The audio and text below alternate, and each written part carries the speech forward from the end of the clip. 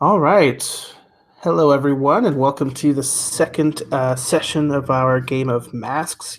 Uh, the next generation here, we are playing as the Young Guardians because we're playing in space like the Guardians of the Galaxy. Unfortunately, Rich is not able to join us today due to a family appointment, but we do have the recurring characters from our world building session back with us here.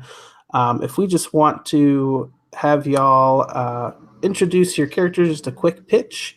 And also, if you have gathered a theme song and casting decision Oh for your shit, I forgot character, about that. that's all right. You will not be graded. But if you have it, definitely share it with us. Let's start with Agatha today, so that Maria can think of a theme song real quick. No, I'm kidding. Go ahead, Agatha.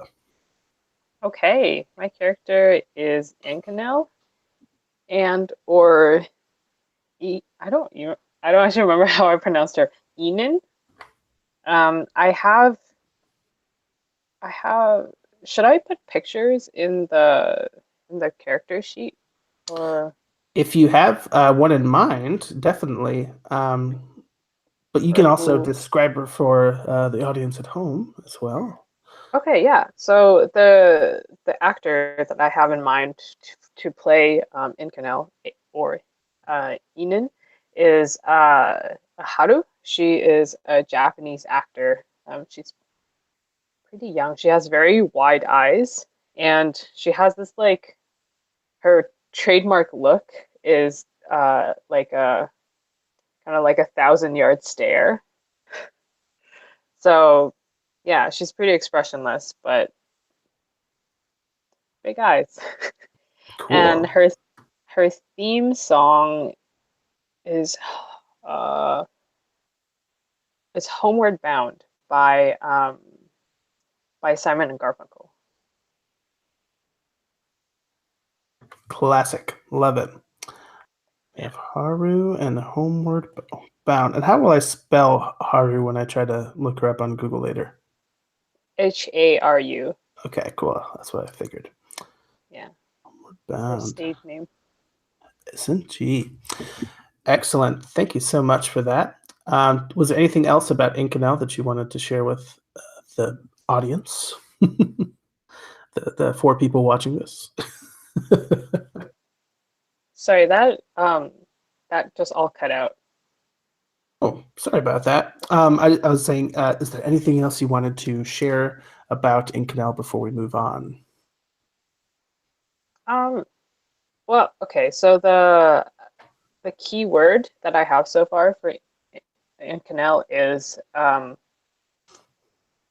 guilt and responsibility. So she, again, her character is or the playbook is the reformed. So she used to be a villain and now is on the hero side, and then she's kind of dealing with maybe the consequences of things that she did and her old connections and how that kind of affects her current life in her attempt to,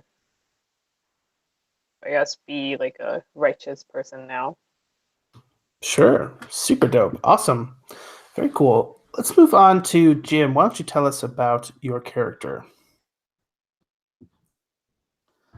My character is Verlax, nicknamed the Sleeper Skrull, who is a bioengineered warrior designed to take on Earth's superheroes for a war that ended 2 decades ago. They were like forgotten in a laboratory and just woken up by their friends, the Young Guardians. So I think that uh, Verlax would be like, I'm not sure who we would have playing them, but it would be like an actor in a mocap suit because it would be like a super duper CGI character. So it would probably be an actor in a mocap suit with some CGI, and then somebody doing their voice. So like a Rihanna or something like that doing their voice, and Wait, kind of Rihanna? yeah, sure, someone like that. So like so and um their shape changing nature and their newness to the world. I'm playing the newborn playbook, which means they don't know a lot about themselves. They know that they were created for a purpose, but they're trying to find their way in the world. One of the things I'm going to do is figure out lessons that I learned from moving about in the world. And in keeping with the kind of 70s Guardian playlist type of stuff we're doing here, Verlax's theme song is going to be Don't Stop by Fleetwood Mac. Don't stop thinking about tomorrow.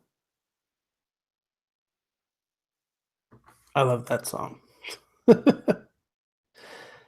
Very cool. So Verlax has Bad Girl Riri as their voice actor. Does she use like a more feminine voice when she's voicing Verlax? Does she put on some weird affectation? What do you think? I think they almost certainly like produce the hell out of it. Okay. So like it goes through a bunch of so like depending on what Verlax shape looks like, they might like crank it up or down an octave. If Verlax is stretching, it might sound different. If Verlax is on fire, it'd sound different. And so I kind of like the idea that Verlax's voice is gonna sort of run up and down, Just like Verlax's kind of body. exactly the same way that their body does. Verlax also has a power where when I get taken out of a fight, I can trigger an emergency regeneration process that basically like completely alters my body and gives me a whole new set of powers. At which point we bring in a new voice actor so that my voice sounds different. Oh, interesting. We'll keep an eye on that. So I like Agatha's idea of keywords. What do you think your 1 to 3 keywords would be for Verlax? Oh, let's see. I think naive. Mm-hmm. Let me see. Oh,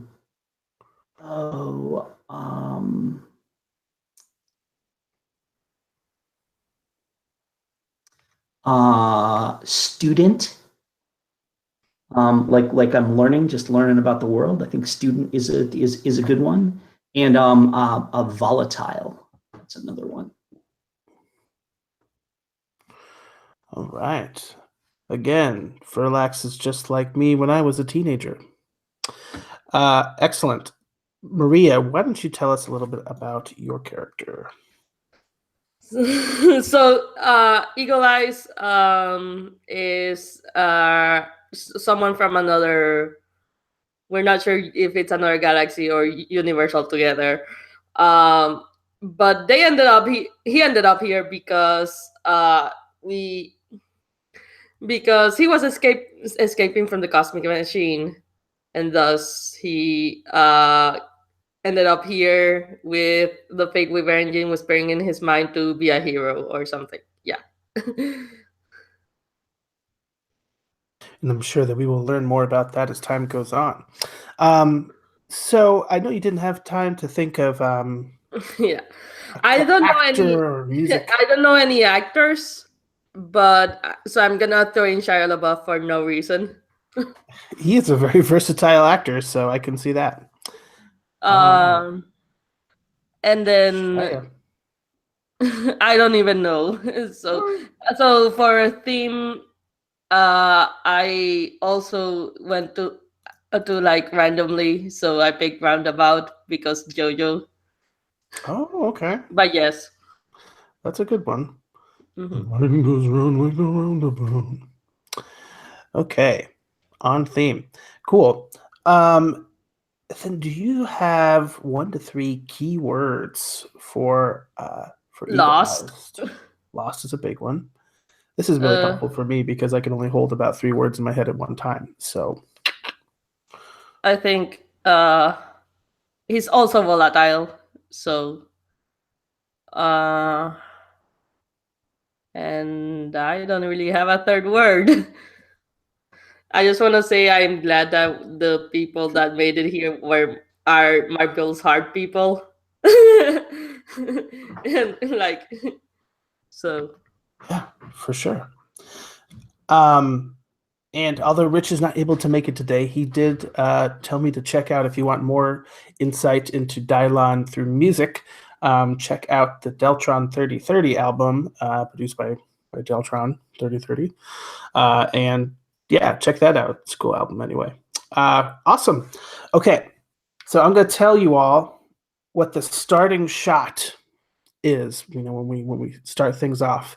But I need you all to give me some help in zooming out because I'm not sure what it looks like after we zoom out. Okay, so I'm going to offer the table some questions, which I know is not always the best idea, but I'm going to give everybody a chance to pick one of these options and contribute. So I got cat hair in my mouth. So here is the opening shot.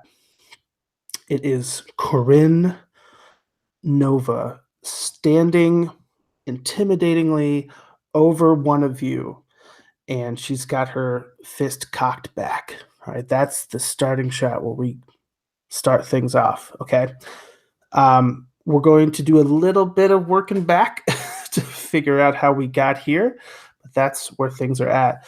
There's a picture of Corinne in the NPCs tab if you want to get an idea of what she looks like, but she has this like dark red helmet with like this like star insignia on it. It's part of her heritage that she's sort of taken on this legacy of the Nova core, right? This legacy of superheroes who control the Nova Force, which we don't quite know everything about yet, but it's there. So I would like to know from the three of you, whose idea was it to come out here and find Corinne? And so quick question. We are in the number 6 on our galaxy map, or is this elsewhere? we are in number 6, and also I'll go ahead and drop all 3 questions just so we can kind of pick and choose which one we think would be most relevant to our character. Unfortunately, I think Agatha might have just glitched out a bit, so she'll be back in a minute. But the first one is going to be, whose idea was it to come out here and find Corinne? Okay, so think if that might be you. Just so you know, if that's going to be you, if that is going to be you, you're going to be the team leader, and we're going to roll with the questions for going into a fight based on that. Very cool. We'll see if Agatha's just dropped out for a moment. Sometimes I do that myself, I know. In the meantime, I'll point you all to the rolling room, which is in the spreadsheet I put it under the NPC tab just so it'd be easy to get to. We have that rolling room. So you can click on there, and that's going to be where we can roll our dice. Also, if you have physical dice you'd rather roll, that's cool with me. I trust you, to give me the correct result. But you can also use that roll for your party room. Is anyone unfamiliar with that or has any questions about that technology that would like to use it? It's somewhat self-explanatory, but if we come against problems, we can figure it out from there. Yeah, I think we've all played in the gauntlet enough to figure out how the roll for your party works. Hopefully. I remember I think I sprung it on Agatha one day and she was like, "Oh, what's this?" So whoops on that one. But we have that available to us in the NPCs room. And Agatha, I was just saying, I'm going to read out all the questions first before we necessarily decide, so you can see what might be most appropriate for your character. Oh, and also the first question means that you're team leader, so. Right. So if you're the one who it was your idea to come out here and find Corinne, you're going to be the team leader when we get into the fight. And whoever answers that question, I might ask you a little bit more about how you got here, but that's just more about idea gathering than a move. Then I'm going to ask someone what the environment looks like. Right? What is this engagement? Where is it taking place? What does it look like? So if you have some ideas about what's existing in that maroon triangle, that might be a good question for you to answer. If you answer that, you're going to be assessing the situation. All right. And finally, I would like to know which of you tried to reason with Corinne. I think I will take the maroon triangle thing, even though my superior is shit right now. That's so good. So you're going to be asking what the environment. You're going to be answering what the environment looks like. Yeah, because I'm the one who put the maroon triangle in there, and there's like 3 notes of the cosmic machine there. So I think I'm gonna explain why I made that decision to put that on the galactic map. Yeah, makes sense to me. I am totally cool with the mission being my idea because I'm the one that knows Dylon's secret. And that may be why he's not along with us, is that I said, let's go see if we can bring her back. Ooh, I like it. I think while Dylon was off, hunkered down in his laboratory or something like that. Yeah, we'll do a love letter for Rich when he gets back, and he can tell us about where he was and find out what y'all did. Awesome. So you're leading this mission to go find and confront Corinne. And Eagle Eyes has a little bit of information on the location, scouting it out with his eagle eyes, maybe. But then that means that Incanel, obviously, is going to try to reason with Corinne. I think that sounds reasonable to me. Yeah, and it makes sense because Incanel was the one who looked up to her the most, I think. Yeah. Right. So we have here, let's go ahead and start with these, start getting into a fight moves here. And we can also look at the character sheet if we want to check that move. But basically, we've already started with one for the team pool because I just throw it in there when we start a session. But now when we're battling against a dangerous foe as a team. Maybe that wasn't your intention, but that's how it's ending up. So we're going to start by adding 2 to the pool. Okay. But we might end up removing that. So first of all, does the leader have influence over every other teammate? I know everybody has influence on you, but do you have influence over both Incanel and Eagle Eyes? No. Okay, so we won't add 1 to the team for that. Does everyone have the same purpose in this fight? I think that's a great question because it's going to let us know what our purpose in the fight is here. I think we know from the answer here that Incanel's hoping to reason with Corinne. Yeah. What about Eagle Eyes? I think Eagle Eyes is there on dual purpose. Like he's okay with reasoning with Corinne, but he's also there to see what the hell is going on with the cosmic machine at this point. So push comes to shove, which of those 2 goals do you think you're going to prioritize? The latter, definitely. Okay, so we're not adding a pool to that. And just for the sake of clarity here, is that Verlax's goal as well? Is something else in mind? My goal is to get her to talk to Dylon.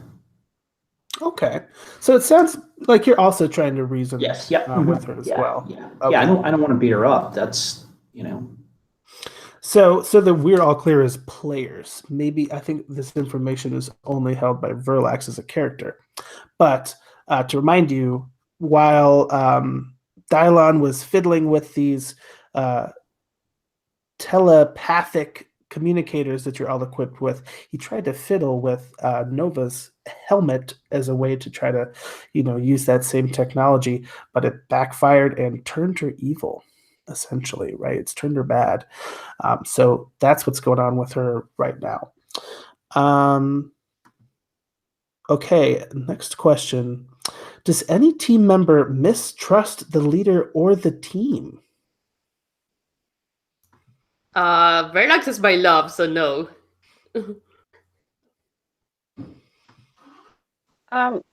What? Yeah. What?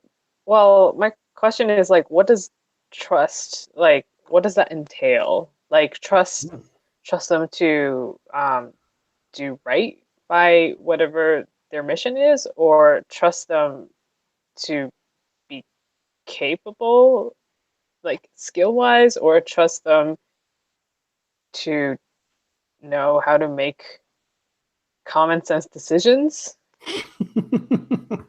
Well, that's a There's good question. I a think lot it at could be stake. interpreted a lot of ways. Yeah, so it's like um, maybe it's about your trust in them following a certain outcome, like a certain expectation you have. Do you trust them to meet that, or do you trust them to have your back, or lots of ways? Just general, like I think it's more about your feelings. Okay. Do you trust in Verlax, this brand new computer fellow, and their possibly good-hearted mission, or what do you think? Um, Probably not. Just because like I don't have I don't think Enan has anything against Relax, but it's just like I don't think he knows what's going on, or that No, he doesn't seem to understand emotions. Or wait, sorry. Oh, sorry, Jim. Is it? Are you him, or Verlax. is it? The, yeah, right. Sorry. You could, So you, Relax doesn't seem Ver, to. Verlax goes by Verlax, right. Okay. but doesn't get upset when humans can't figure that stuff out because they can't figure that because they're humans. So Right. For sure. So okay, yeah. So yeah, I think it's just like I don't know if Relax gets what's going on in a non-informational way, in a like person to person way. So So one of she's the worried. things, right, one of the things that Enan had valued in Corinne was the fact that she wasn't judgmental of people. Hmm. Do you think that Enan finds herself to be a little judgmental, maybe because of the way that she was brought up by the company to always be scouting out other people and measuring their prowess and trying to survive and one up everybody? Is that something that you do naturally when it comes to people like Verlax? Yeah, for sure. I think there's always a meter in her head that she's measuring people by, and also she has a very strong sense of what's right and wrong right now, and she's also always measuring people based on that. Fair enough. She's So pretty judgmental. at the moment, you do have goals that are, parallel at the very least, right? Mm, yeah. But in terms of prowess, where's your trust meter at, for Verlax? Should be. I think I trust in Verlax's abilities. Very good. Yeah. Uh, so we will not remove a team for that. Okay. Um, yeah. And obviously Verlax is your love, Eagle Eyes. But what is it about Verlax's actions here that have made you fall in love with Verlax a little bit more?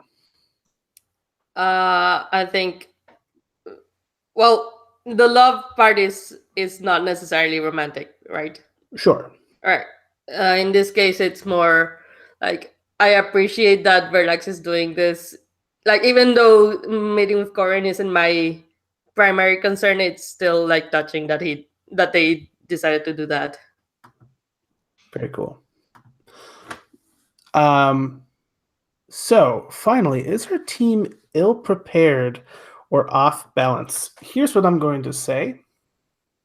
Fact of the matter is, you are not doing well in this fight. I know we've only seen that one shot, but you've all taken a little bit of some damage here. So when it comes time to answer this question, we can either remove a team, and we're going to only be adding one to the pool, or Verlax can mark a condition, and that will allow us to still have two added to the team pool.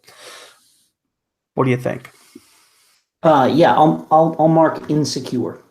Insecure. So, are you a little nervous about how this fight's going to go? Are you worried things aren't going to go the way you planned? What's making you feel insecure? Um. Oh, for sure. Uh. I think that I don't know. Like, I have no idea what the deal with the cosmic machine is. I think it's more it's the like it's not like we're just meeting her in open space and having a conversation with her. There's a whole environment that we have to deal with that I've in a place I've never been to and a thing I'm unfamiliar with, and uh, I think it's ending up in a space that is unfamiliar that is causing me to feel off balance and um, like I'm not sure what to do. Also, like I think there's also kind of socially insecure in that um, uh, I I think I have some inkling of the idea that I've kind of replaced her. That she was in the group and everyone loved her, and then this terrible thing happened, and now I'm in the group, and like very obviously I'm a very poor substitute for who she used to be in the group. Definitely some big boots to fill. I can see that. So, as a reminder, because this is a little easy to forget, when you mark insecure, you're going to take a -2 to your roll when you roll to stand in defense or reject someone's influence. Okay. I'm going to ask about Corinne's influence in a minute, but that's a great jumping off point. So, we have the context leading up to us getting here, but now I want to know a little bit more about the environment so we can zoom out a bit. So tell us, Eagle Eyes, what is the environment like? It's weird. Like it should not exist as it is, especially for like this vast expanse, because it's like 3 points in the like outside the galaxy. Like we're not even in the galaxy anymore, but it's like 3 points that connect to each other, and inside those 3 points in like a big area there's this eldritch um n- uh like not geometry, but maybe I was thinking more like the environment itself is really really weird. so like think that about if this was a movie it would be like random stuff that makes no sense in like a space environment. Okay, Like like maybe, things are flying by, like like, is yeah. this where we see our our our, our cameo from Stan Lee, like floating, driving by in his car or something like that? Well, not quite. It's more like creepy things Is that it should not be, rather than random, completely random. So it's does like, it have oh sorry. sorry, continue. Oh, Ask. yeah, my question is, does it kind of have like a Guillermo del Toro's movies kind of vibe where it's like Yeah, fantastic and like weird and kind of yeah, creepy, yeah. I think so. but in Okay, space? Ooh. But in space, yes. Pan Galactic Labyrinth. All right, I like it. Is it maybe has anybody seen recently that Doctor Strange movie where he's like going through that weird environment, or it's like a little bit like Inception, where like everything's like folding around in weird ways, or tessellating, something like that. I haven't seen Doctor Strange. I've seen Inception. So right, so like things are like you're walking this way and whatnot, like MC Escher kind of situation. Yeah, for example. Okay, cool. Um, so I think just for like visual effects too, that like we'll say that maybe you're in sort of like a asteroid field, except they're like amethyst crystals, maybe, right? But Corinne is in this like you come to this like really large crystal, and there's like an opening in there, right? And you're able to go into there, but in this space, it's like bigger inside than it should be, right? And Do there's you want lots me? of like, Do you want me to make that roll now? yeah, go ahead and assess the situation, and then we can maybe learn a bit more about it while you're That is a rolling that. that is a 5, by the way. Oh, a 5. Okay. Perfect. We're starting things off well. I'm going to advance this clock I have here. Don't worry about that. Oop, I advanced it twice. Don't want to do that to you. I marked potential as well, so Absolutely. Mark that potential. I have to get in the habit of saying that. But yeah, so very cool. I want to jump onto your move here in a minute, but I think I'm going to hold on to that failure a bit and see what we can do. I also wanted to ask, I'm going to ask this of you, Jim, because you're our leader here. We have this kind of floating base out in space, this living ship, Zaxxon, right? But they're faster than light reactor core and drives are not currently operational. So you have had to use some other means to get from that base here. What do your do you have individual ships? Do you have one ship that you all take? What does that transportation look like? I think that we've got some kind of like Cree runabout that Dylan has souped up. That basically we've got something that would normally be like a thing that you would like, maybe like an old Cree troop transport or something like that. That he's put a star drive on, and we've put a coffee machine in the back, and and put a stereo in, and that's what we kind of run around in. And it's like it's the size of like a like a passenger, like inside we've got about like like a camper's worth of room. Cool. So we got our souped up space RV. Yep. Mm-hmm. Awesome. What is painted on the side of your runabout? Oh, what is painted on the side? Oh,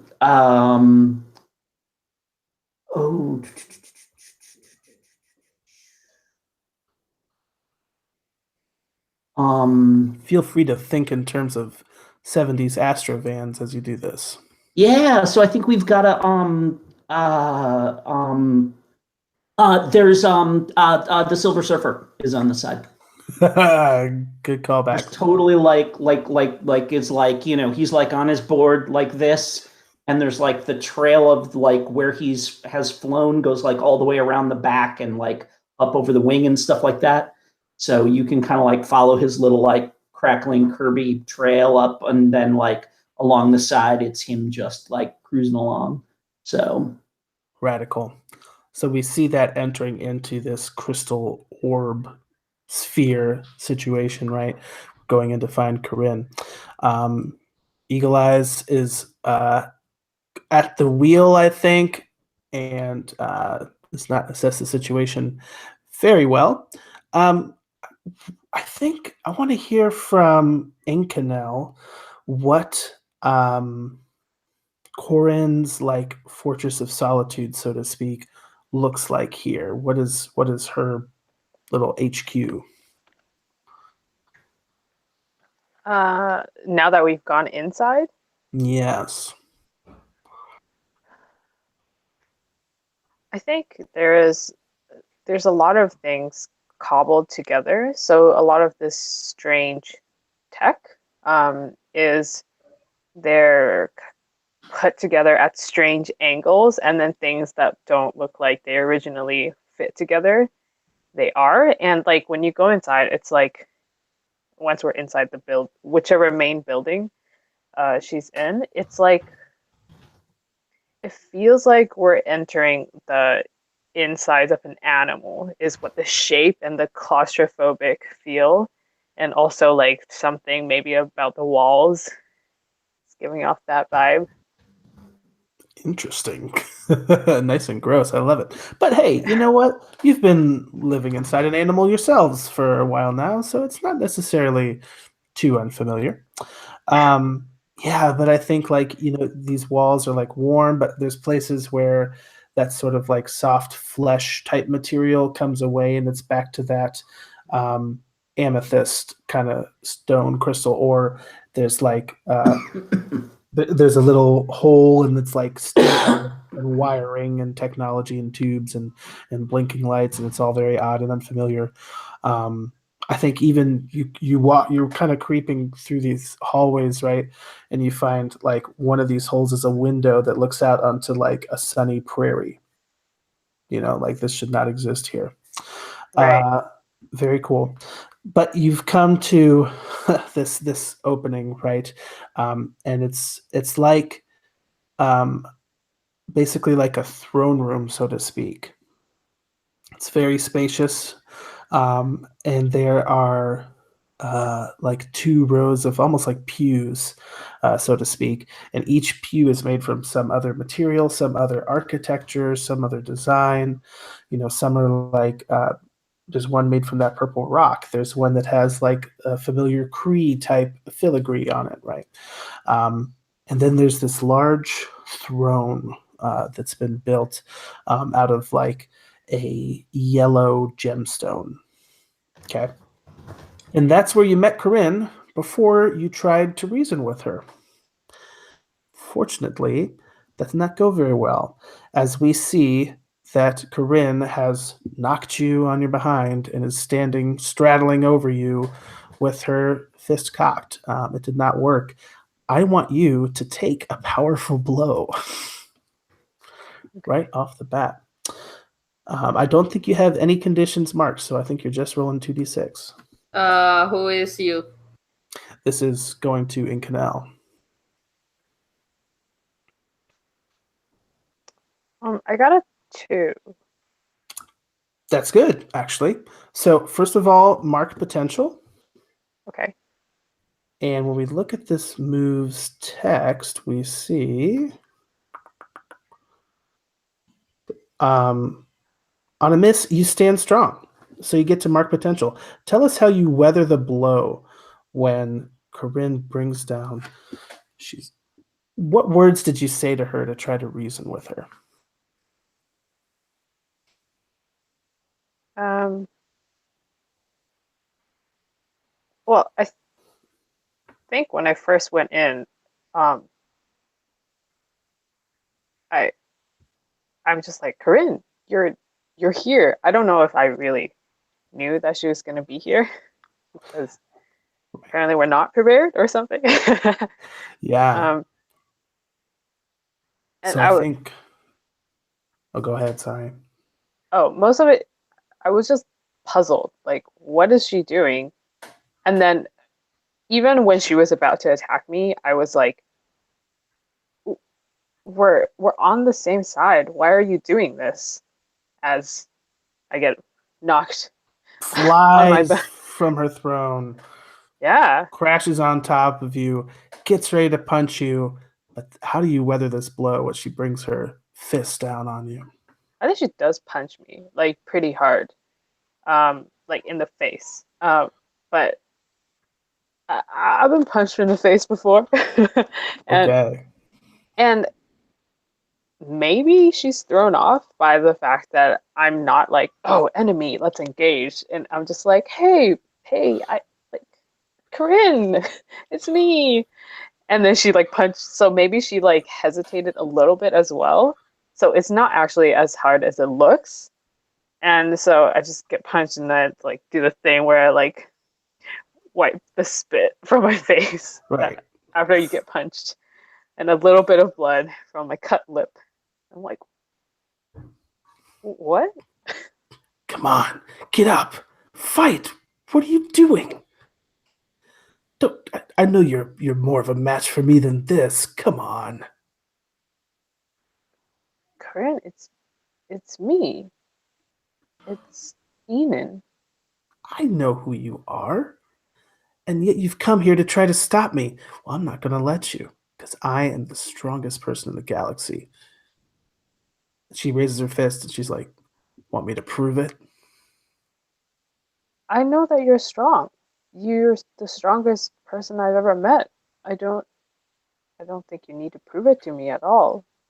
And I'm not going to stop you from being the strongest. But why are you so afraid? You're just a bunch of those good guys. And I think that she like kind of like pushes you away. Again, she's like pulling her punches a little bit. She's not like flinging you against a wall. Right. She kind of like throws you out from under her, steps Right. back a bit. She's like, you wouldn't understand what I'm trying to do here. So I want to pierce the mask is what For sure. I want to know what's going on with Corinne. Awesome. Pierce the mask. First of all, I'm going to say right now that you don't currently have influence over her. Mm-hmm. Right? Okay. But I think she probably has influence over you in this moment. What do you think? Yeah, I'll leave that I up would to say you. so. Yeah, I think she does have influence over me. Go ahead and pierce the mask, though. You're going to be rolling with mundane.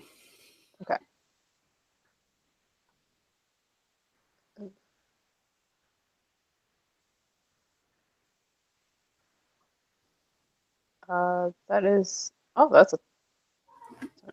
That's a 12. Oh, okay. So you get to ask 3 questions from that list. Sick.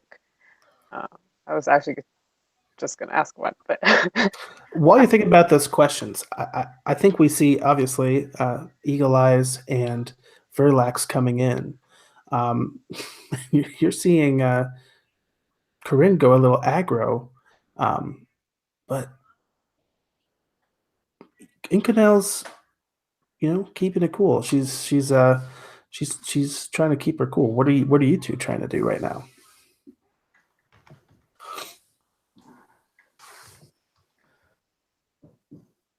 I'll defer to Verlax for like the next move. So All right. So, Inconel, like, Inconel ran on ahead or whatever, and we're kind of coming into this, this throne room that you described here.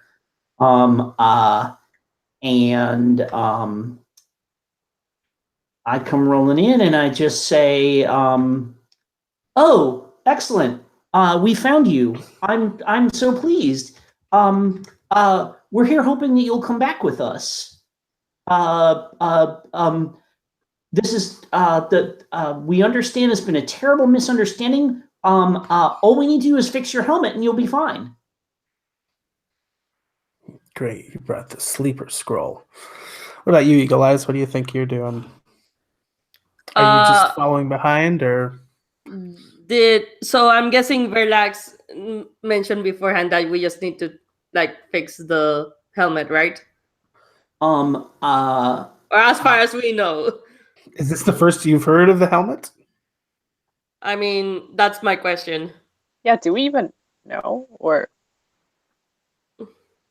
Did you share this information on the trip, Verlax, or are you holding this to your chest? One of my lessons that I have is one of the lessons I learned early on is never reveal your real mission.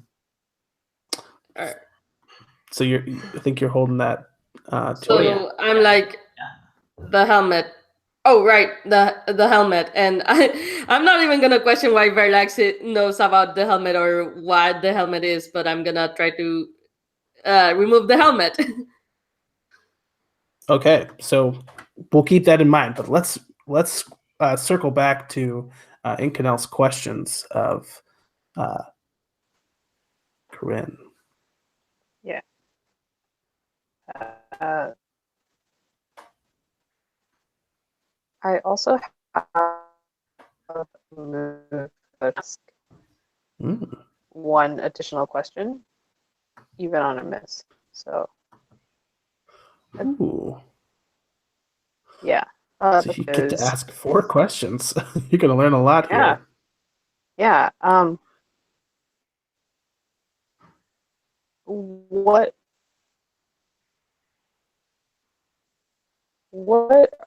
is she really planning? What is she really planning? So, I will give this to you in character, right? So, what was the question that you asked her? What are you planning, right? Or what are you trying Yeah, to do here? what are you trying to do and why are you here Because she had just and told not you you with don't us? understand what I'm doing here, right? Right. Uh, she's like,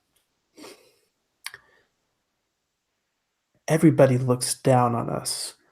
They just call us the young guardians of the galaxy.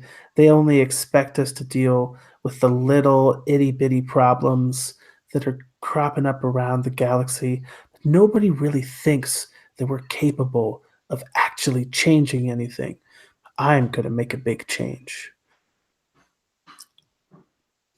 That's my plan. Gonna spark something new, right? You see like this excitement like in her eyes, and like she has these like gauntlets, and they're like glowing brighter with like yellow energy as she's telling you this, right? Okay. What's your So next if you question? want is what does she want me to do? So if you want to change things for the better, why are you pushing us away? We can help you. Like, what do you want? I can help you. What do you want me to do?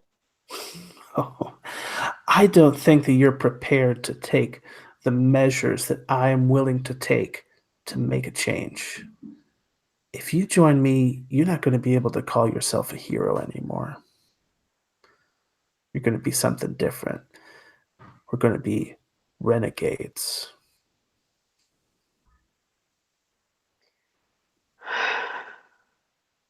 Hmm. Okay. So how can I get Corinne to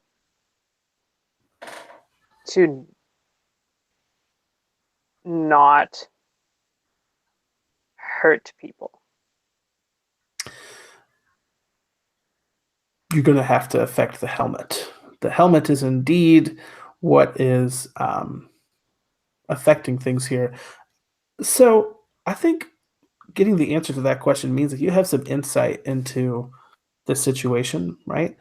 How is it clear to you? What do we see on camera that reveals that the helmet has some influence over this situation? I know It that Verlax just mentioned the helmet, but Yeah. So it's so funny that I was like, oh, like I don't think Enon trusts Relax really, and then boom. Um, so after Relax says the helmet, obviously both I think Eagle Eyes uh, and uh, and Enon's attention are on the helmet, and whenever Corinne is speaking, she looks like the way she is normally, but there's like veins that are like on the side of her head that like just go to where the helmet is connected to her head. I mean, we can't see what's happening, like where the helmet is covering, but it's like protruding. Um, mm, and sometimes especially when she said the renegade thing, like she was twitching a lot, and the veins were really prominent. yeah. Okay, so I think you get one more question, right? Yeah. How do I get influence over Corinne? Oh, okay. So I think that right now Corinne is in pretty much a state of excitement. If you were able to convince her that you were going to join her cause, you would have influence over her. But if at any time you acted against that promise, you would lose it or destroy the helmet. Okay. Um, okay. I as I'm talking to her, I'm trying to signal behind my back to my other teammates, be like, you know what's going on? I'll keep her distracted. I don't know if there's anything that was that actually translated over and is coherent Yeah. to either Eagle Eyes or Verlax, but I that's think what she's doing. Yeah. my action would be tackling her to get the and trying to get the and we're trying to get the helmet off. Right. You don't know what to do with this helmet, but it's involving the helmet, right? Yeah. So Oh this boy. sounds like you're directly engaging a threat. All right, something I'm actually good at. Okay. So tell me a little bit about Oh my god, that's a 7. oh, 7. Okay. So, and I'll just remind everyone what the team mechanics are. If you're working with the team, you can spend team to help another teammate to give them a +1. This is kind of like the aid move. It really only makes a difference if you're bumping up a success level, right? But you can also use it to act selfishly to shift your labels, which could also help you make a roll. And you can do that after you roll. So just keep that in mind. Those are essentially +1s. Cool. So as you're moving in to directly engage this threat, like what are you thinking about? Like what are you feeling?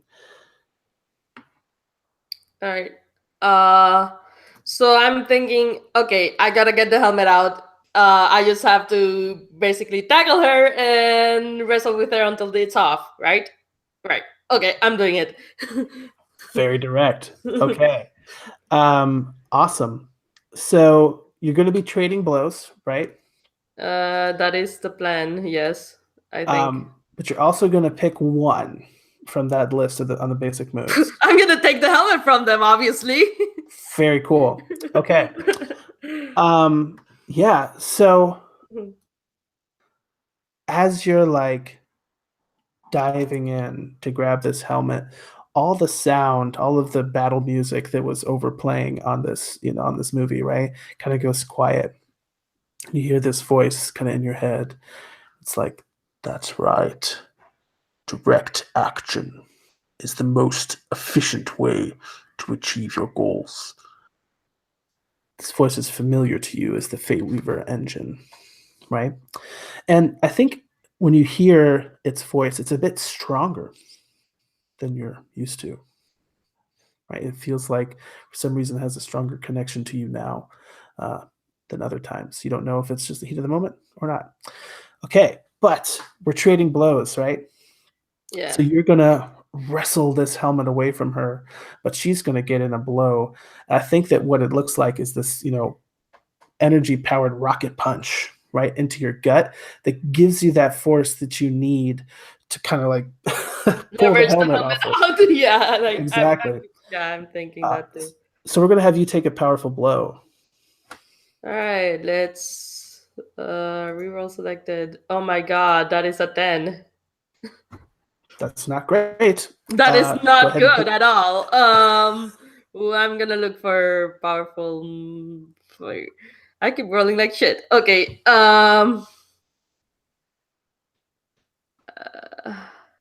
These are hard choices when you're taking a powerful blow. All right.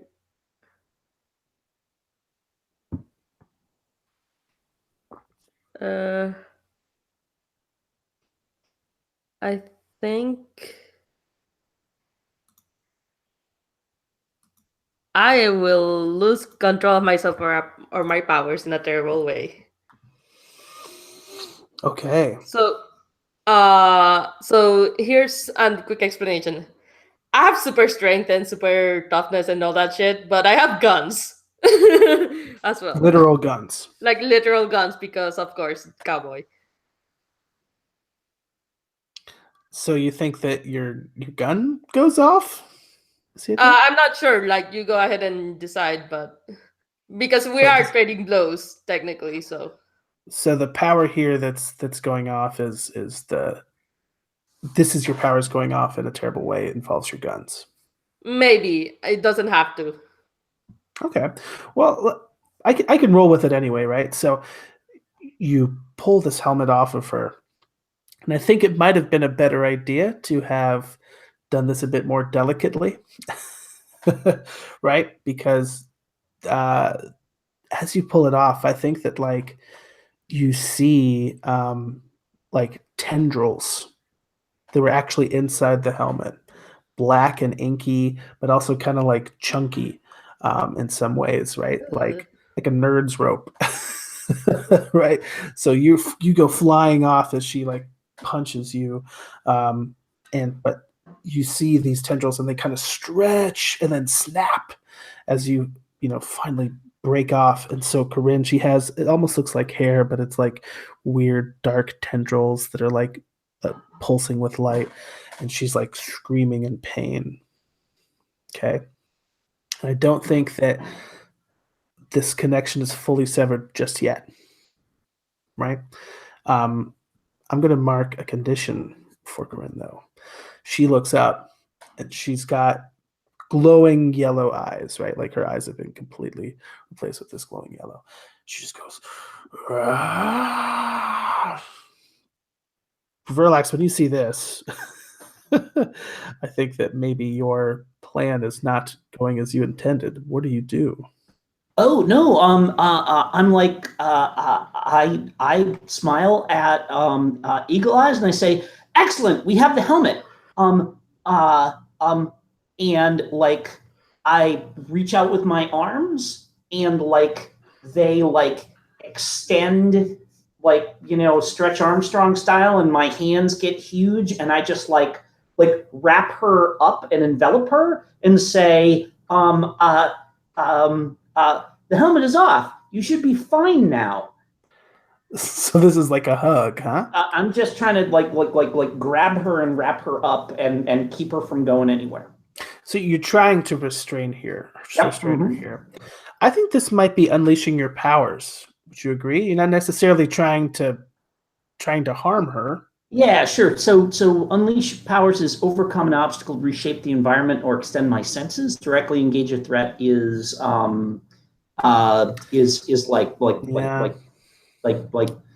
attack them.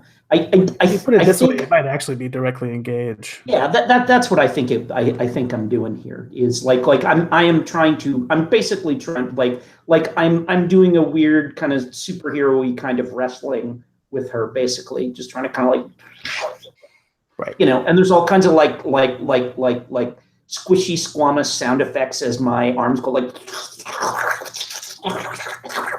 and wrap her all up and stuff like that. So let's see if that was a good idea. Go ahead and roll with danger. All right, so I'm rolling plus danger. My danger is 2. I've got my little Verlax dice here. Roll those. So 8 and 2 gives me a 10. Okay, very good. When you do that, pick 2. All right, I'm gonna resist her, avoid her blows, and surprise her. Okay, yeah. So I think that you've kind of gotten a moment here, where she's a little bit powerless, right? I don't necessarily know exactly what the the power of her moves stem from, but somehow this vacuum seal you've put on her has done enough to do that. So for now, she's kind of at your will. So you're basically embracing Corinne right now. I've got her wrapped up, and I mean, and I don't know whether that means you would mark a condition on her or not, but like I've got her contained for the moment. So okay, this seems almost like an intimate moment in a way, right? You have her in this like huge embrace, right? Is that how that feels for Verlax, or is there anything going on there? No, not at all. I don't know. I'm sorry, and I mean like no, because I have no context for her. Like if I were grabbing someone I knew, maybe, but like it's completely it's like I actually feel like almost certainly prematurely I'm like, cool, that's it, we're done. That's all we needed to do. The helmet's right off. So like I'm assuming that she's gonna be grateful. I'm kind of like, great, here we go. Okay.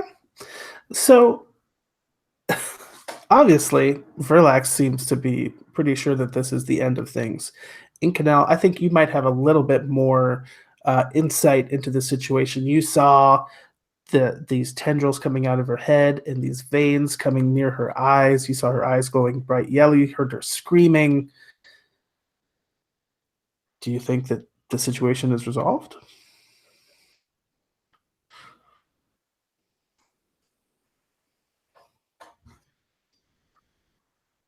Meanwhile, Sorry, who was that for? yeah, Oh, that was I for didn't you. catch But the first part. Oh, did I cut out a little bit? Oh, sorry. I was saying, like, Verlax seems to think that the situation is resolved, right? He's got the groceries. He's ready to head back.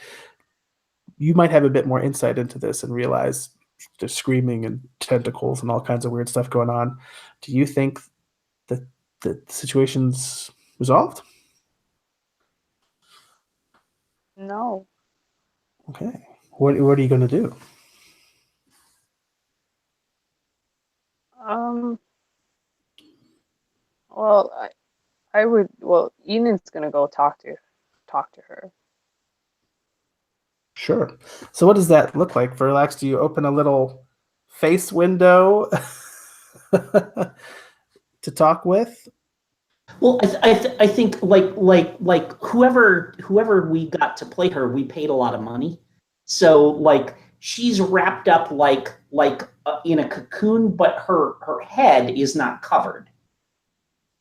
So like like I've got her body wrapped in like a like you say like that kind of like enveloped by my hands, but her head is sticking out, and like she can talk and we can talk to her and we see her weird hair doing its thing and stuff like this and everything.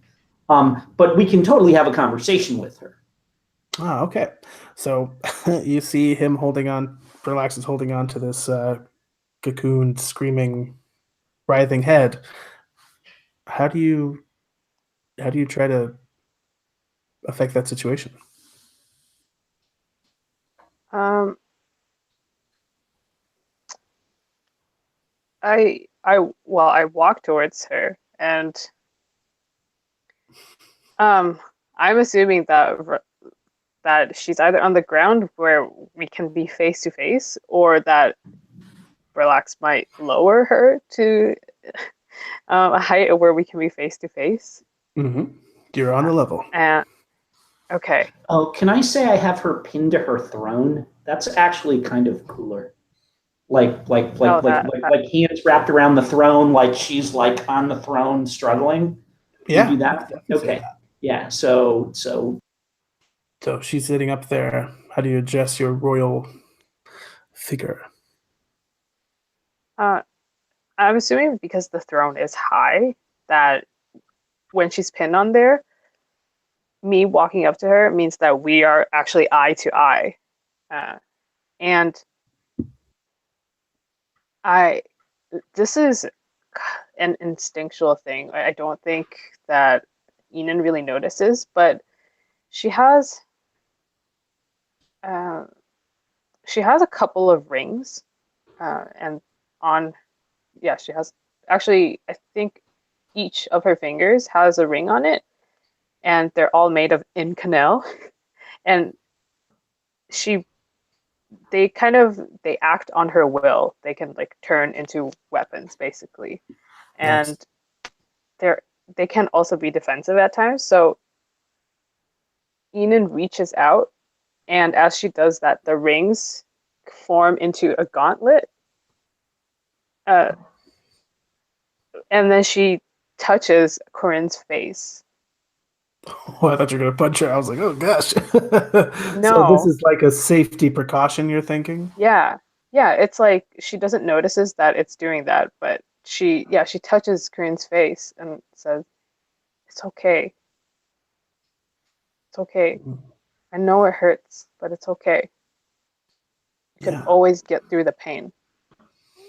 And her eyes are still glowing bright yellow, and some of the tentacles, like some of them are whipping around, but some of them come and they kind of wrap around your hand. But go ahead and roll the comfort or support, I think. We're going to see what happens there. 5 and 5. That's a 10. Man, these rolls. 10. And Nice. So you don't have any it's condition. 11. Oh, No, I sick. don't. So you get to add a team to the pool. Oh. Yeah. Oh, But yeah. I think that that this action you've taken though, right, is going to kind of calm her down. Her eyes kind of fade, and her tentacles like almost like lovingly wrap around your gauntlet instead, right? Hmm. But then you feel them like pulling at your hand and like trying to like go up to her head, right? And you feel, I don't really know how what this would feel like. It's probably something you're unfamiliar with, but it's like you have a mental connection to Corinne right now. But it doesn't, it feels very one sided. Like you have a lot of influence over her right now. Oh. So anything that you say here is going to basically like you have brainwashing power over her. This is as much as you might not want that. So this is either an opportunity for you, or how do you want to handle that? I take it.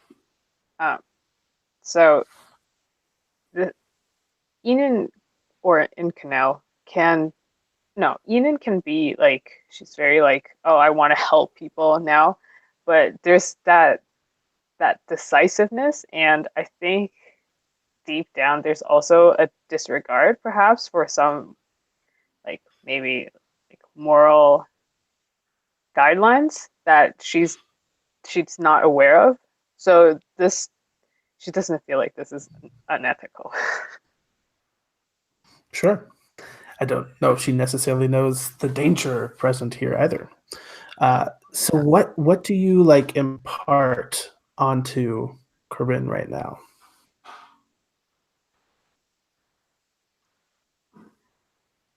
Don't hurt people.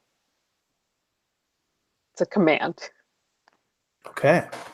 So with that, these tendrils kind of like fall and they like recede into her head, and you can see more clearly like her short brown hair. Verlax, you feel her body that was previously like struggling against your arms now like slumps down to dead weight, right? Eagle Eyes, you've got a weird feeling. Right. It's From the helmet, right? from the in helmet general? you're holding, from the very air. Okay.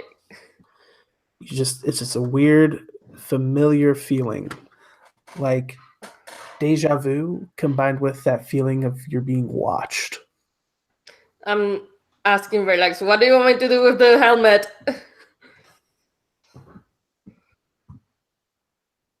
You're muted. Yeah, I know. You'd say you asked me what you should do with it, and I say, uh,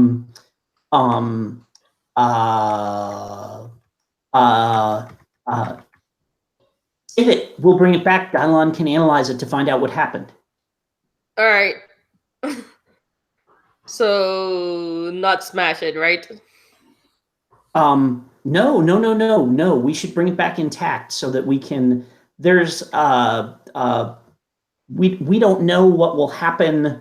It's connected to the. We don't know whether it's connected to the network of the novas or not. Or I think we should make sure that Dylon can look at it. All right. So does the helmet have weird tentacles as well? Why don't you go ahead and assess the situation? Oh God, you have to So- make me roll with my one of my worst stats. Okay. So you look And over, of course I keep rolling like shit. That is another miss. Is That's it enough? Can you How use close? the team? Where are you at? I'm at 2 potential because the other time I rolled a miss was actually in the inverted move, so I didn't get the experience. Right. Well, no, you still get experience. If No, it, when you do well on the inverted move, you get experience. right, you rolled a 10 plus, right? I rolled a 10 plus, I didn't get potential there. And the other time I rolled badly was mitigated by getting a 7 because of my +2, so I'm not there yet. Yeah.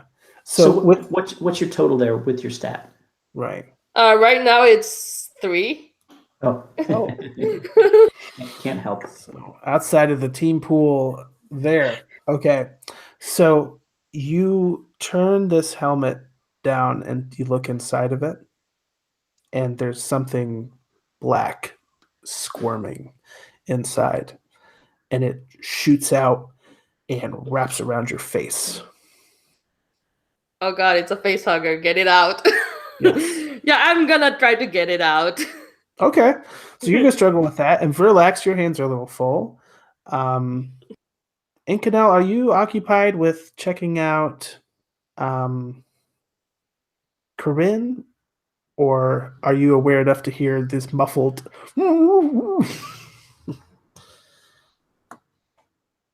How loud are you, Eagle Eyes? Well, As loud as I can be with something on my face, yes. his mouth is covered, but Okay, I can turn around and see whatever this cool. thing is on his face. So Eagle Eyes, you're pretty strong, right? And you've got Yeah. enhanced strength. What do you? How you just trying to muscle it off? You're thinking. Yeah, I think so. You feel it as you're doing that, like it's like wrapped onto your head. It's like every time you pull, it's hurting because you're like yanking your own, head out of its socket. Is that unleash your powers or directly engage a threat? I think that this might be an obstacle as opposed to a person, so to Alright, speak. cool. So why don't you unleash those powers? I think that the modifier is the same, yes. Alright, reroll.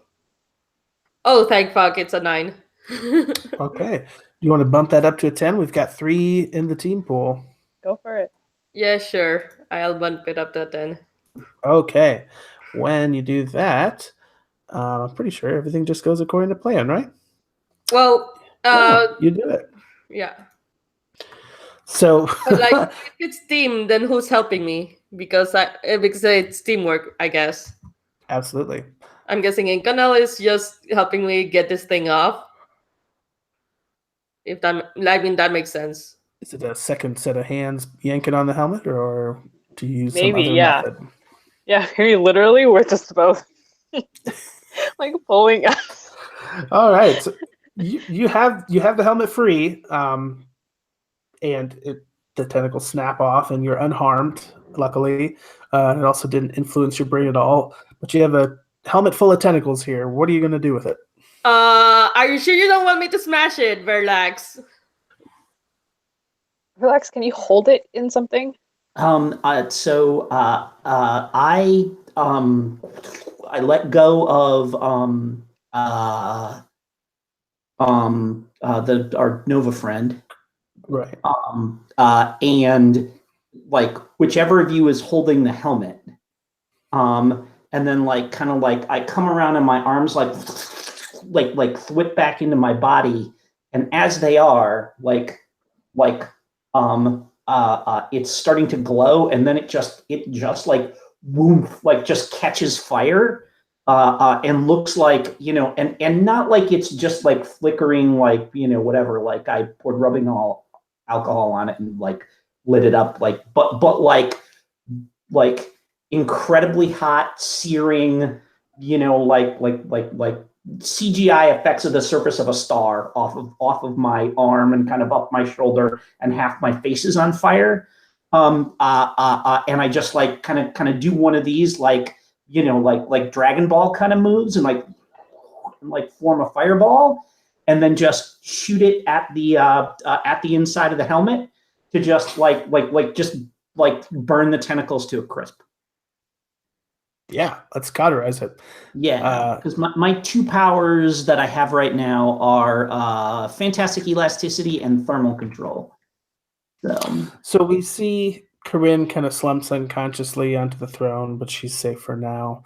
Your cowboy hat gets a little singed, Eagle Eyes, as this flaming fireball passes by you and goes right into your spittoon, and you hear a little high-pitched alien-type scream as this thing is singed. And I think, though, that feeling that you had while you were holding the helmet, you expected maybe it would go away when it singed, but now you hear like a thrumming in your ears. Like if you ever had an ear infection, and you feel like you can feel your heartbeat in your ears. All right. You don't know what that's about, but All right, let's get away from here.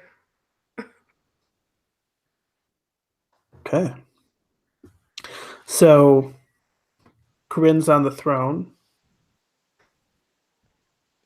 Well, I'm guessing I'm gonna grab her because I have super Yeah. strength. So Okay. That's interesting. So Eagle Eyes, you've got her over your shoulder, right? yeah.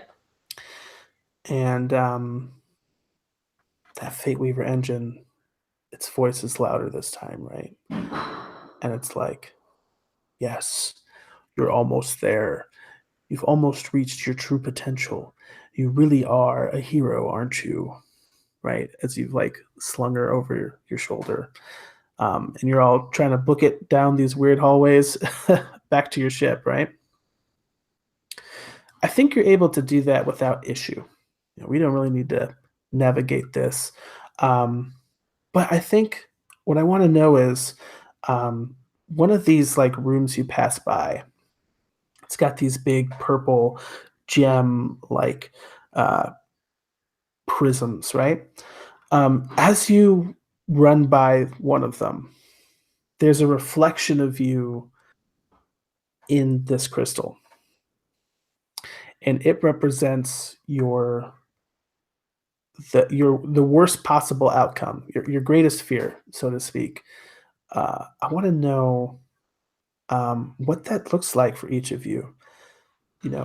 Basically like the worst possible version of yourself. What would that figure look like? Whoever has an idea first, go ahead and speak up for that. Oh, for Verlax, it's definitely standing before the Skrull Empress. And we can tell she's the Empress because she's 10 feet tall and has like green hair that's flowing all above her and stuff like that and everything, and is surrounded by like other kind of like super Skrull looking Skrulls who have like weird uniforms, and like their limbs are like one has like an arm like Colossus and claws like Wolverine, and another one has Iron Man's chest plate and like is holding something that looks like Thor's hammer and Captain America's shield on the other arm or something like that. I am standing there and I have two things in either hand. And kind of as the camera pans over our shoulders, we can see that it's a Dylon in like held by the scruff of his neck in one hand, and Enon held by the like kind of like by the back of her coat in another hand. And I like throw Enon down in front of the Empress, and I throw Dylon down in front of the Empress, and then I like get down on one knee and I bow. And then that's the last thing you see as you run by, but it all goes by in slow motion, and it's just like in the corner of your eye, but you swear you saw it, right? How does that make you feel when you see this version of yourself? Oh, that's terrifying. That's my like that is my like the real fear that I have is that there's something in there that like I was created to do for a purpose, and that there's something in me that's programmed that I have that someday is going to come out that I'm not going to be able to control. I think it's like that's the real thing that I really dread. Okay, I'll keep that in mind. Who runs by after Verlax? You don't see Verlax's reflection here, just so you know. Yeah, man, this game of Masks is so dark. All right, child soldier number 3, what do you see? this Number is 9. 13 Titans. Yeah. Yes, Soldier 9. So interestingly enough, when Enon passes by,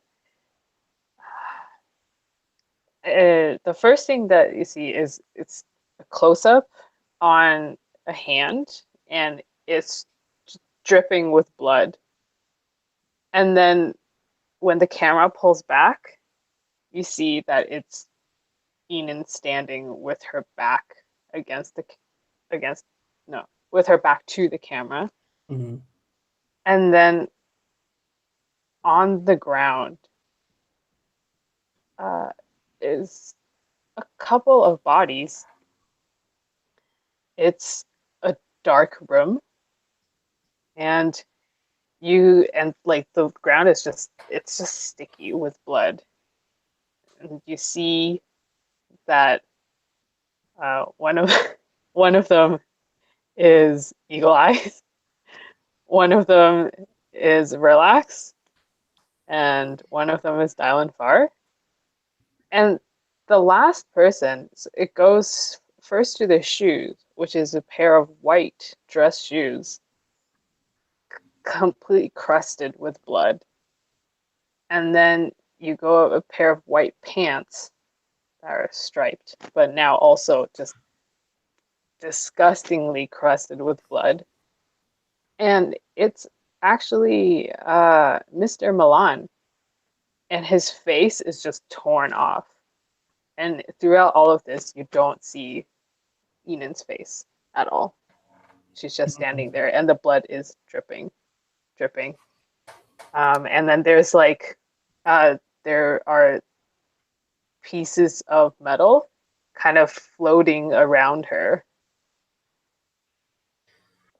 So, as you're running by this, right? Again, slow motion. What the hell? As you're running by, gone before you can even realize it, though, right? But we see here pretty much all these images are like kind of tinted by this purple filter, right? Because of this gemstone. But oddly enough, like Mr. Milan, while he is like crusted in blood, the white parts of his suit that you do see are not tinted by purple, and it's like very evident, right? And that last moment when you run by, you turn your head, and we see your face, but you're wearing these mirrored sunglasses that look exactly like the ones that Mr. Milan wears. Okay. Now, I forgot to mention, if you want to mark the afraid condition for me, Verlax, but tell me what you're feeling right now in Canal as you've seen this version of yourself.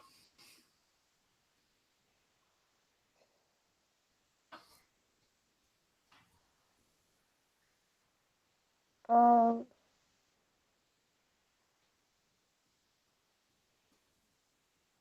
I think I'm kind of split between either being afraid or hopeless.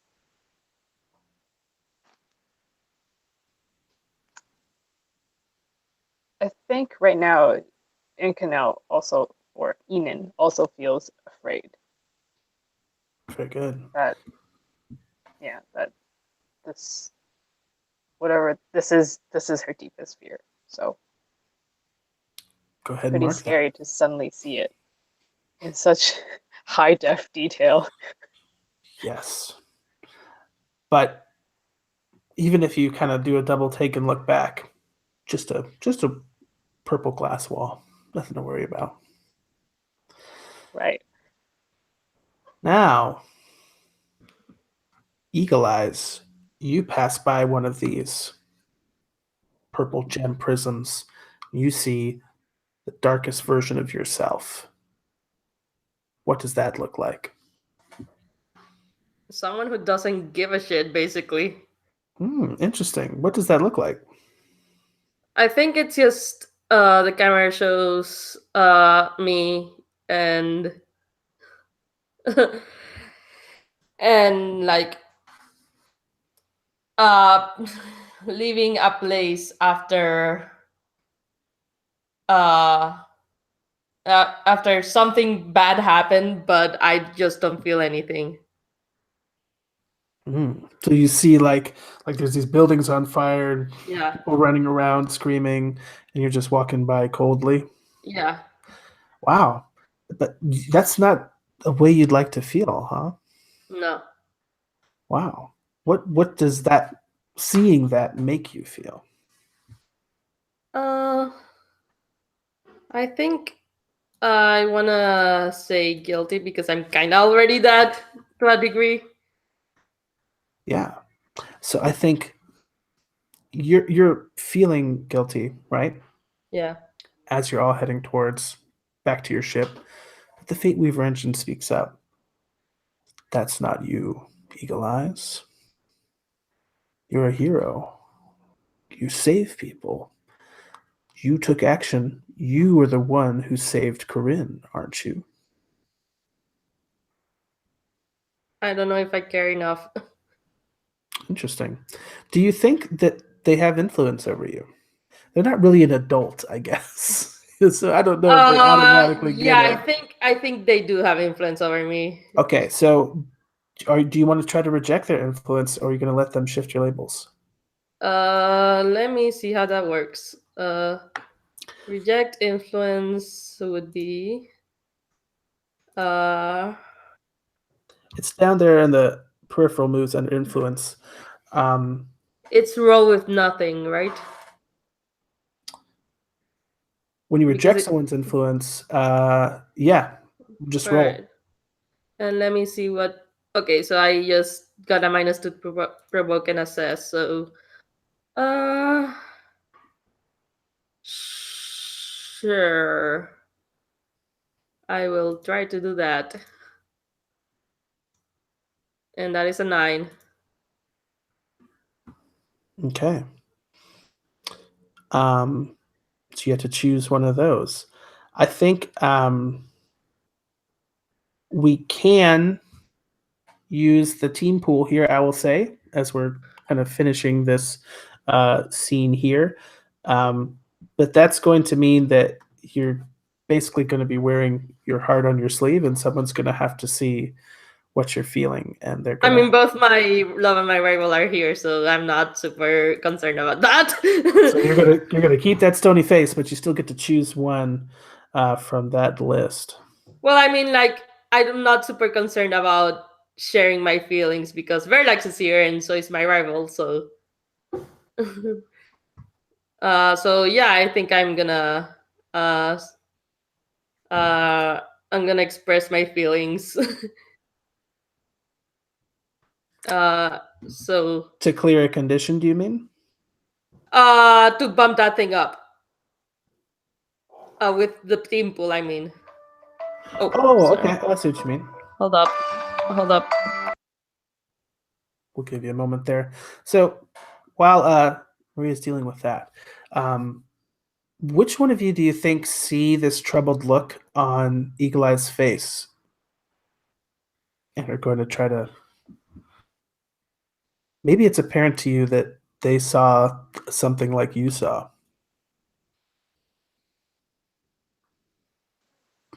I I don't know if feel like Verlax would or not because that might be revealing your mission. But I feel like Enon would, just seemingly coming up to be a very empathetic and or observant person in terms of people's emotions. All right. So yeah, I think I'll spin a team. Wait, we have two team pool or one? I Because I see three here. Yeah, I don't think I actually took them off. We had 4 at one point, so I think we have at least 2 left. Yeah. And we're almost out of here, so All right. So yeah, I'll spin a team pool to bump my thing up, I guess. So to clarify this here, this is the Fate Weaver engine speaking to you, trying to influence you by telling you what you are. They're trying to shift your savior label up. And Right? which one down? Um I guess it would probably be Mundane. yeah, that's what I was gonna say. You're something different. All right. I think I'm gonna. So I resisted either way, but I can choose to if I spend one team, right? Which I'm gonna do. Yeah. I think. Uh,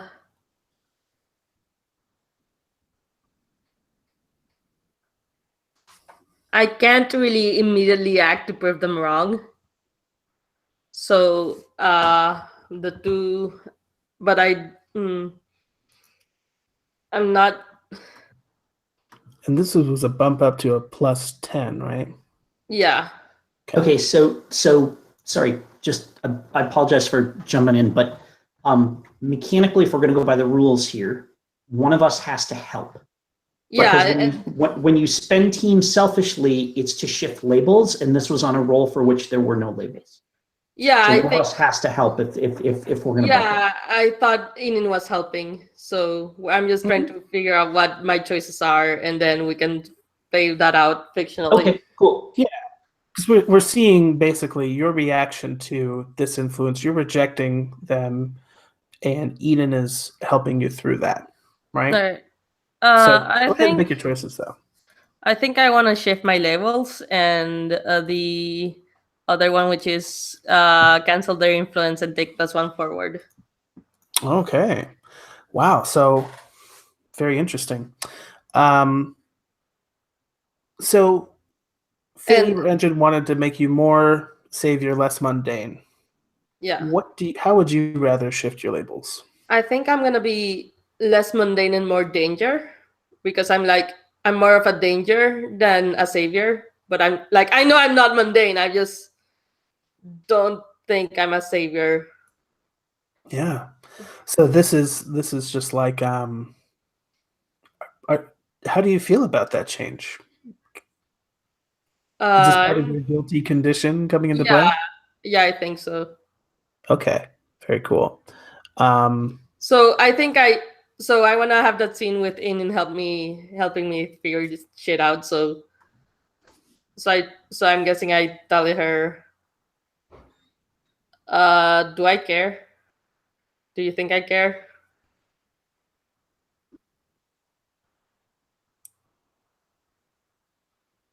Inin. I think you might be muted. Me? No, Agatha. I am. Sorry. It's okay. Care about what? Anything, really?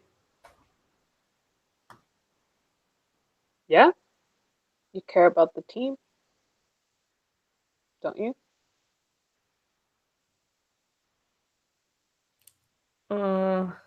I guess.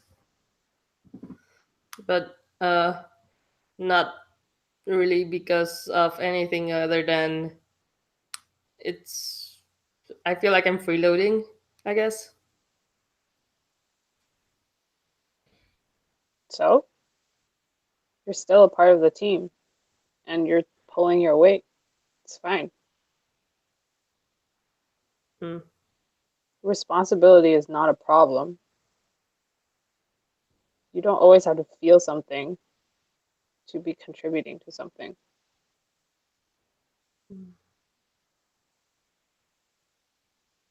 I I guess. You I help guess. me.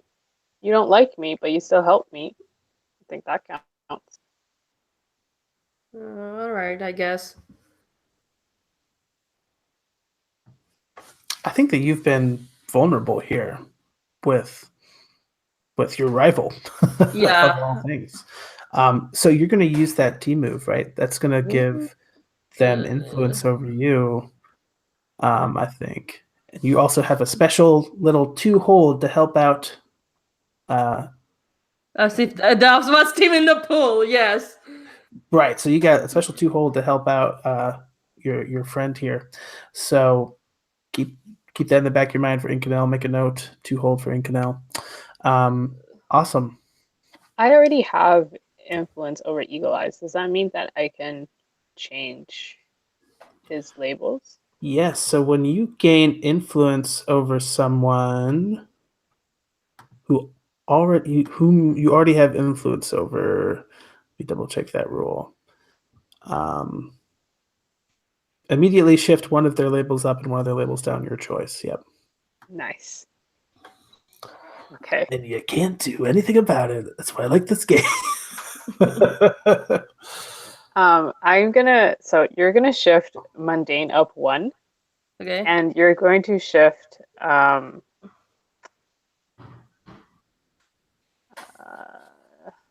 what is I mean, danger again? What's the difference between danger and freak? danger is like you're dangerous. Freak is like you're a freak. I think, it would Good make answer. like I'm completely okay if you just undo what I just did, which is move danger up and move mundane down. Which okay, like there's nothing I can do about it, but I'm fine with doing that if you want.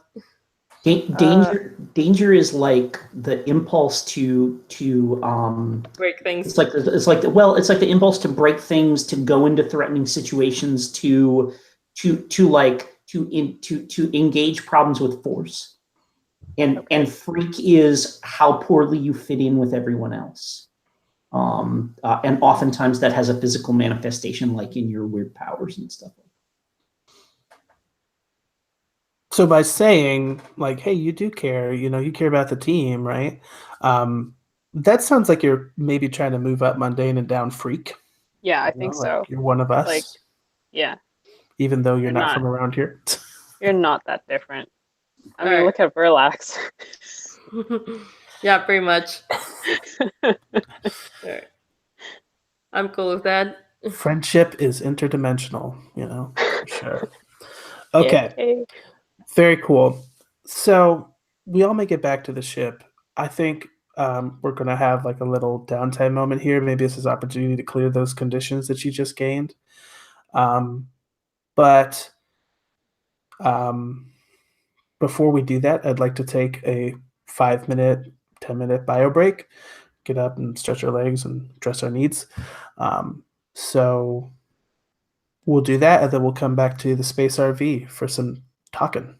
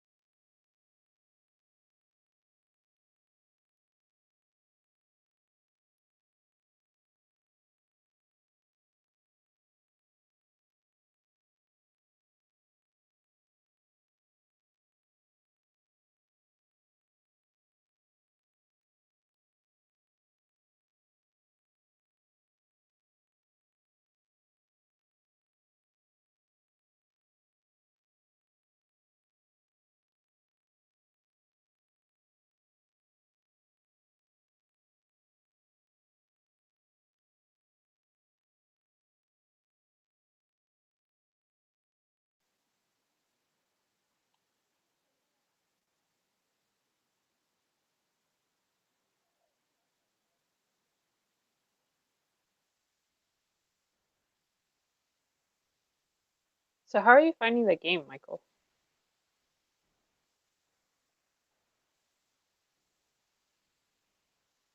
You're muted. Good question. You got me right at that part where it goes dun dun dun dun dun. So I had to go and pause that real quick. Yeah, this session or this game? This game so far. It's cool. I always feel like I have troubles like with like combat fights, which isn't useful for playing D&D games, but like just a lot of the abstractions are really cool. I feel like I have a pretty decent feeling of like the basic moves. I'm still like trying to grok the GM moves and portion because there's like a lot to choose from. I think I'm more used to PBTA games having a smaller list of GM moves to choose from. And this one, it's like you have villain moves, and then you have moves for their conditions, and then you also have these moves, and it's like a lot to choose from. Right. So it's cool because it gives lots of advice for like individual characters and people and playbooks, but it's like um, almost like maybe too much help. I don't know. Like I'm trying to keep it all in one place. So I think it's the sort of thing that will snap together. But yeah, I like maths a lot. Lots of cool things. Have you played maths before? No, this is my first time. Yeah. What are you thinking so far? I personally really like this game, but I do find that it's interesting that you're cool with us like going with a darker tone because I was listening to some Let's Plays to kind of like prep myself for playing this, and they're all very kind of like gonzo, fun, um, very bright, I guess, in tone. Yeah. Well, it's also like Mask is one of the Magpie games that one of the few Magpie games that say this is cool for families as well. So Yeah. I think a lot of it depends on whether people perceive of their cartoons, their campaigns as being based on the cartoons that are the obvious influence here, and the comics that are the obvious influence here. Because the comics, like New Mutants, like New Teen Titans, like the stuff from the like 90s, and even the current stuff like Runaways, that does get pretty dark. So it's completely like you totally have the option to go either way with it. So Yeah. This is so funny because my experience with like superheroes was only with like as a kid was only with Teen Titans, and that thing was dark. Like I felt sad every time I watched an episode of it. So that's but it like was my so only good. jumping off point. And then we have Teen Titans Go, which is like the complete opposite. Oh, oh, oh! Well, I didn't watch it. yeah, no, Teen Titans Go is basically a parody series of Teen Titans, and everyone hates it. It's got its own charm, but I find the original Teen Titans to be binge worthy. Teen Titans Go, it's like I could take one episode and then it's like, oh, that's a bit much. But yeah, I mean,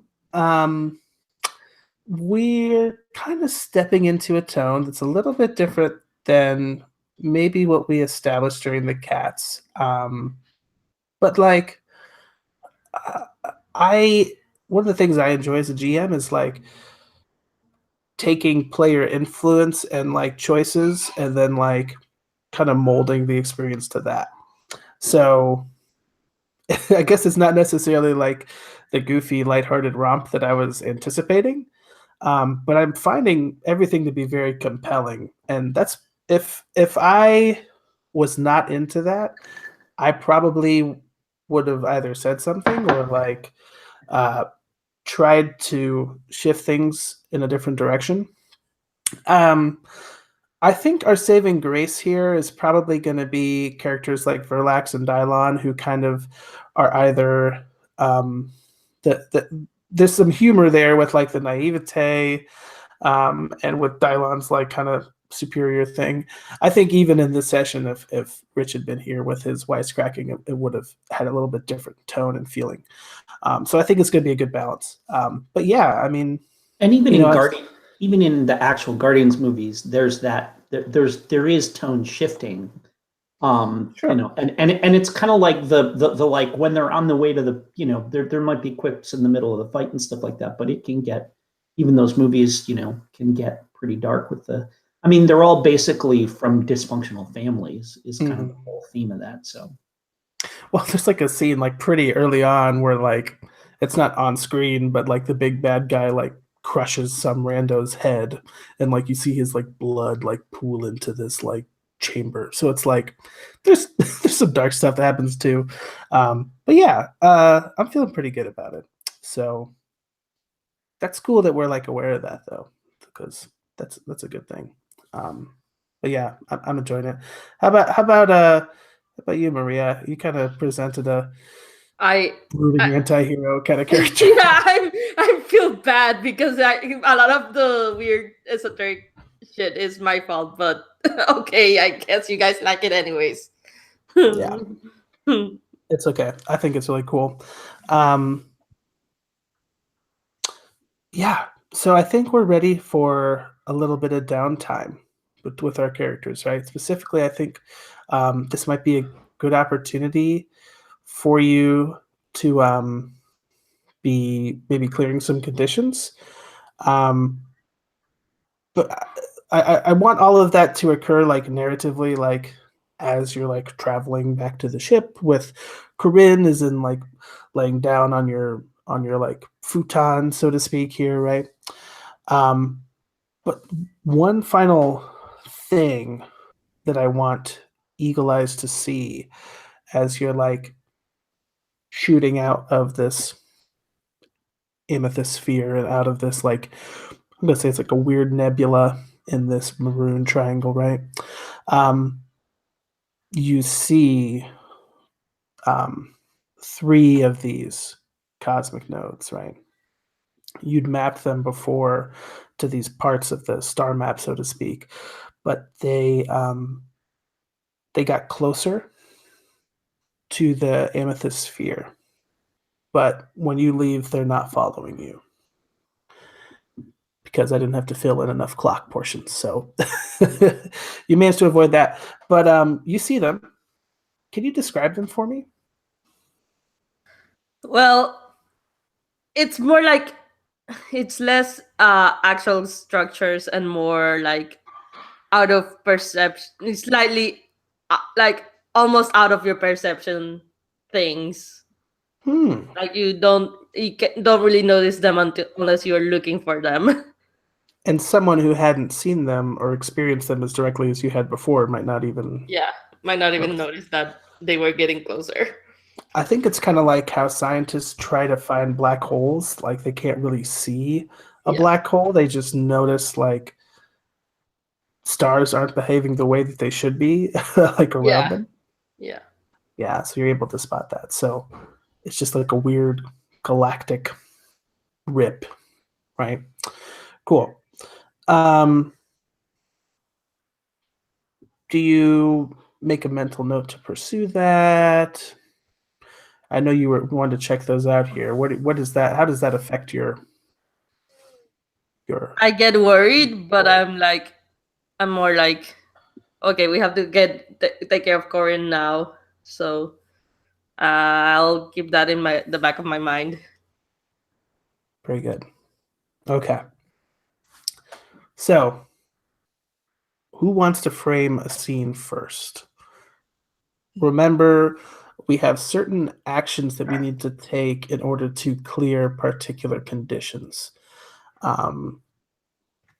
So, at the end of any scene in which you take that corresponding action, you get to clear that condition. Now, those descriptions are open to interpretation. we can also clear conditions by comforting or supporting each other. Very good point. So those are your tools available. The thing with comfort or support, I believe, Okay, so on a 7 to 9, you get to clear somebody else's condition. On a 10 plus, you also get to clear one of your own. So I will leave that up to y'all to frame a scene here. Anybody has an idea for a scene that they'd like to have? All right. I'm not sure if I want to set. There's also the team moves like that you can do. So, like if you do the triumphant celebration or all that stuff, then you have specific triggers, or not triggers, effects. Yeah, and I was thinking here, I don't know. I mean, Verlax might interpret it this way, but it doesn't seem like this is necessarily a triumphant celebration. Oh He yeah, didn't. absolutely, for sure. Yeah, no, like we've got whatever like whatever music we know she likes. What's her thing? You know, I think like that Corinne had found some like this stereo you have. It's like a hyper advanced like radio frequency tuner, right? It's not exactly like a boombox, but you're able to like pick up weird signals occasionally. I think that she's found like a Latin American radio station that plays like Latin American music, and that's what she's really into. So that's what's playing right now. okay, so there's like Latin music is coming out of the speakers, and we've got you know what I think we have in our thing is like in keeping with the kind of like weird retro stuff that just sort of shows up in these Guardians movies. We've got a like a snack vending machine in there. So I have a question about the Latin music. Is Go it ahead. more reggaeton or is it more salsa? Oh yeah. I was just gonna ask if it's reggaeton. I know, like I think it would be hilarious if she's into reggaeton, but Yeah, it definitely is like dun, dun, dun, dun, dun, dun, dun, dun, going on in oh the god, background it's there. reggaeton. She's into Yeah. fucking reggaeton. Just like, dun, I dun, love dun, it. dun. It's so much. Unconscious. But you've got that like gasolina kind of sound Oh my going on god, in the we have background. the gasolina on. Okay, cool. So my question then for the two of you is, are you sharing in this triumphant celebration while your once teammate is like passed out on the couch? Um, uh, uh, I think so. Yeah. I've been So I think the triumphant celebration is more one-on-one because it's like mine, for example, says make them your lover rival or gain influence if they were already your lover rival. So I'm not sure how to like interpret that if we're just throwing a big party for her. The way I was envisioning this, and correct me if I'm wrong, this is like Verlax turned the station on for Corinne because he heard that this was her favorite station. So I'm like wondering, like he's the Verlax is obviously very excited. Mission complete, mission success. You two have a bit more maybe nuance and realize that somebody lying KO'd here. Do you join in or do you hold back? And then we'll kind of resolve each of those moves based on two of you. That makes sense. Does that sound right to you, Jim? For yeah, Verlax? totally. Like Verlax is he's like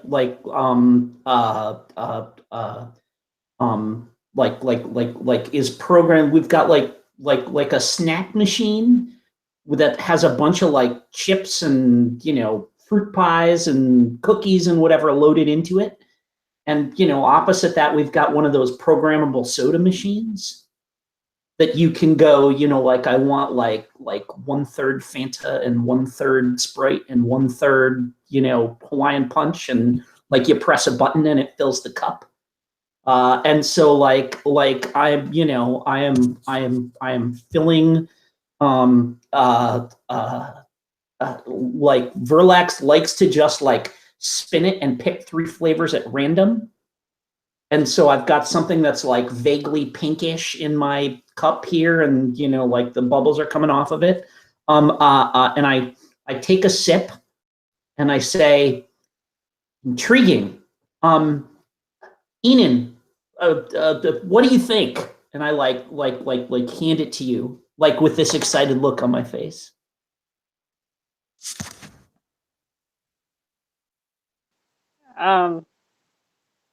Ever since the party started, oh, not the party, the music started playing, Enan is immediately, her posture kind of stiffens and she just looks so awkward. Like it's like a 7th grade dance kind of awkward where she like doesn't know what to do with her arms, or like this is not a situation that she's ever been in before where people are just relaxing and like it's a party maybe. So when you like shove the cup towards her, she like takes it instinctively and then she just like nods stiffly, but she doesn't drink it. Try it, please. I'm curious what you think. She like puts it up to her mouth and it's like it's great. You think so? Excellent. I will memorize this combination of flavors. Let me get one for you as well. And I like dial it up, and I get a second cup, and I hand it to you. And then I say, and I like I kind of look down at it, and then I grin, and I like do the like tap the tops of the glasses together thing, like cups, like we're doing a toast. And I say, you were very brave when we were on the ship. What is it? What is it that we should toast to? And this is my way of doing the. So my team move is when you share triumphant with celebration with someone, ask them what makes them proud or happy about the actions they took, and write a lesson based on it. So what should we toast to is my way of asking you, what are you like proud or happy about, like what we just did? Okay, as you're saying this, Enan is like desperately making eye contact with Eagle Eyes, like come here. You guys are friends. We're not friends. Yeah, I'm just awkwardly saying toast to the fact that we got out of here alive. I don't know. Teenagers. Oh my god. Yeah. So you're coming over, right? Yes, I'm coming over. Eagle Eyes, you should join us. Yeah, I'm gonna hand Eagle Eyes the cup and say like, what do you think? I take a sip. How is it? It's root beer.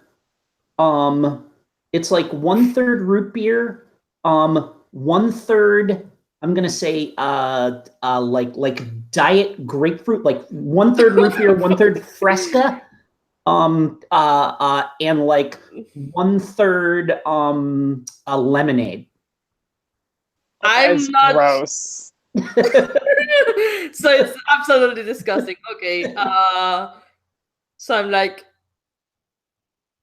I just put the cup down and I'm like, no, don't memorize this thing. Relax. Don't memorize the combination. You'll thank me for it later. Very well. What is it? So, Maria, essentially, I've deferred the question, the team move question to you. By the way, All right, well, I deferred it to Eagle Eyes. So I'm guessing you want me to answer the always question, right? No, you're going to answer my question. Then I get to decide what how Oh, I write my lesson. all So, right. So what makes you proud or happy about the actions you took? we got out of here with Corin. I mean, we technically completed the mission. So, the fact that we were Successful. success, then Yeah. success is the most important thing. And Eagle Eyes is like, not really. But I'm not sure how to feel. Confused noises. Oh, Success for justice. success for justice. I take back the cup. Pointing out here, when he says or when Verlax says success is what's most important, right? That kind of maybe reminds you, Eagle Eyes, of that vision you had and how about you didn't really care, right? Mhm. What happened as long as you were successful. Well, it's for me. It's like the most important thing that happened this mission is that we got out of here safe, and hopefully Corwin. Sorry, Corwin. I keep thinking Corwin because of another character in another game.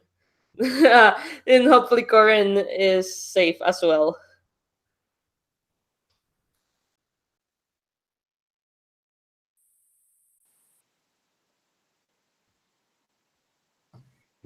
Also, Cool. I love how how Verlax has the lesson that superheroes shouldn't hurt people. Yeah. I think Eagle Eyes is like saying all of this and like thinking out loud. Inu is just gonna like slowly Back away. back out of the room into a doorway. So, Enan, you're not going to reciprocate the triumphant celebration. No, it's too Alright. awkward. Well, if I get to reciprocate, I get influence over them, which I already have, I think, yes. And mark potential, so I'm happy about that. So, Yes, what does that look like? How do you celebrate? Verlax, so how do you want to celebrate?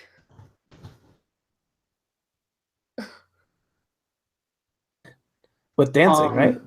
No, I wasn't gonna look at the GM for that, but that was kind of No, awkward. so like all right. What we do is we've got this big snack machine full of snacks, right? Yes. And I pick one and you pick one, and then we share the snacks that we got.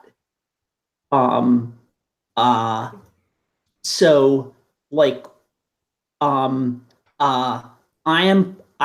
am very fond of these peanut butter cookies,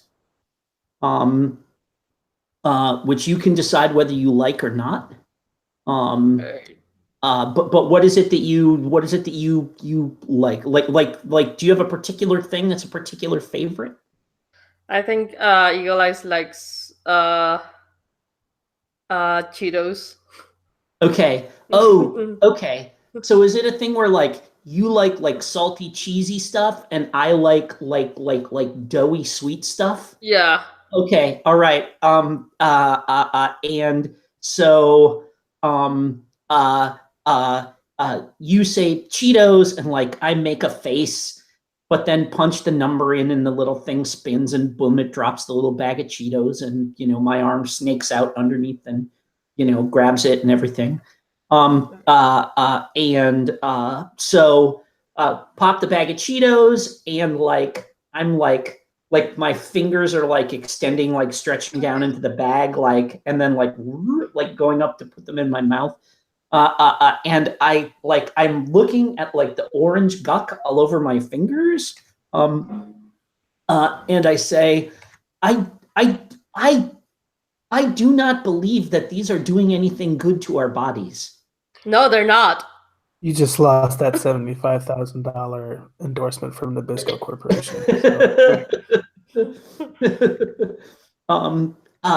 Then why consume them? Because they taste good.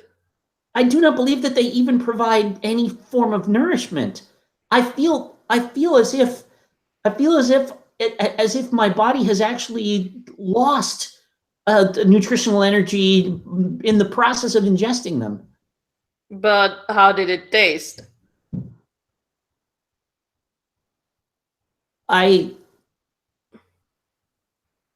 There's salt and lactose and a number of artificial preservatives.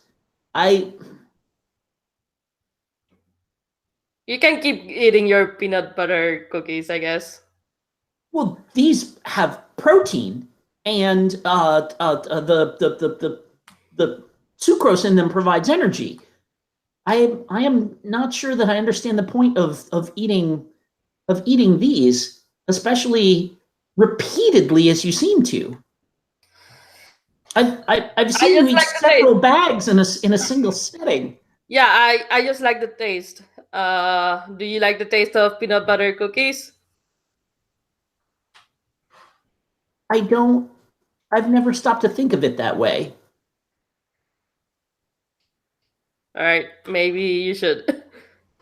So, because you're celebrating triumphantly here, you're gaining Yeah. mark potential, you're gaining influence over Relax, you already have influence over Relax, so you get to shift Relax's labels here. Yay! That might affect your response.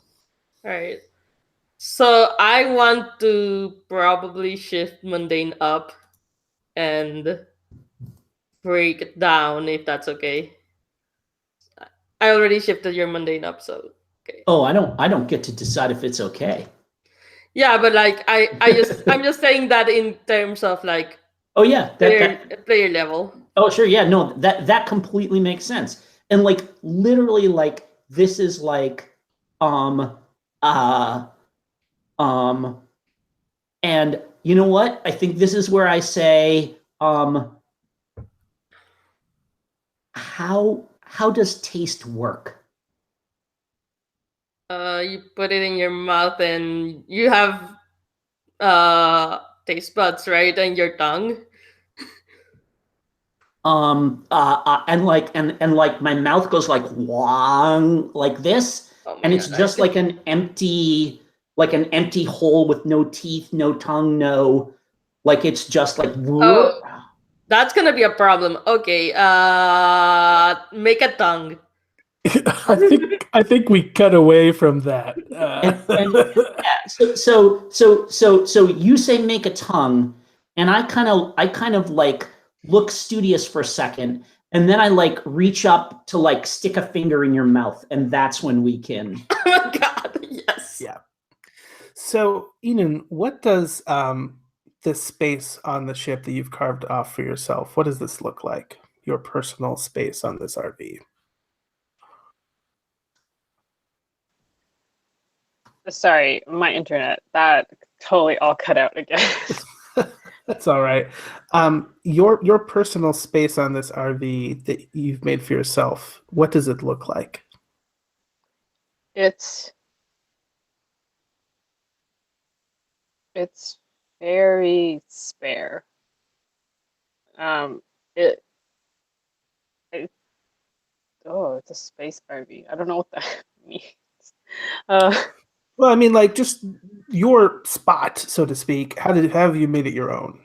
Okay, I think I must have taken over one of like the utility closets, maybe where the heater is, or the central air conditioning is, and so it's very loud in there, which is why like no one wanted to take it, but I don't think Eden minds. And it's yeah, it has like those like giant pipes that kind of like are like right into the middle of the room, and maybe like a boiler looking thing. And her bed is just just right beside it, and then there's a desk with some kind of like space computer on it. That's exactly how I describe things in this sort of setting. So there's a Yeah, space ship. Okay, so pretty Spartan, sounds yeah, like. yeah. You're kind of here alone with your thoughts. What's going through your head? Well, I ran away from that because actually I was thinking that so Eden, I don't know if that counted as Eden running away from a situation. So if I could clear a condition or not, but Do you still feel afraid? hmm, I'm not sure. I mean, I feel like maybe it's a little bit less so. The space RV is a very comforting presence, and her room is very comforting You totally as ran away, well. you coward.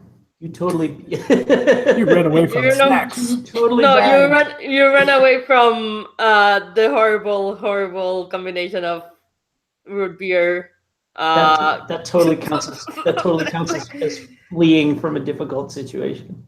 It was very difficult. Though the difficult thing is actually when Verlex asked her to like share like a triumphant or like something that she was proud of. That's what made her really uncomfortable. And she likes making conversation with other people and getting them to open up, but she doesn't like do it herself. Sure. I think that the white noise in here is enough that the rhythmic beat of the music is kind of doled out. So it's just like machine living, breathing going on in here. Um, so are you still thinking about what Verlax asked you, or do you have something else on your mind? I think I left, but I'm waiting for uh Maria, I just wanted to double check if Eagle Eyes' condition was like I thought you didn't have the condition because you rejected the influence, or no, that wasn't it. No, So that was the condition that I marked because of the creepy side I saw. Oh, okay. Okay. So So that's the one we all marked because we saw the thing we feared the most. okay, got it. I'm gonna wait. So I left, and then now that I'm calmer, I'm going to go to wherever Eagle Eyes usually is. Just kind of like wait until he shows up. Yeah, that's not entirely creepy at all. I'm not creepy. So yeah, I think after a while, Eagle Eyes will come back and be like, "What are you doing here?" so remind us again, just so it's fresh in our minds, why Eagle Eyes feels like Canal is their rival. Well, the relationship is that they tried to control me at a crucial moment, and I think it's like if I remember correctly, she tried to stop him from like doing something bad in terms of like heroism, I guess, when dealing with something. I don't remember the specifics, but I think that was the gist of it. I imagine it involved some collateral damage that you may have caused. Yeah.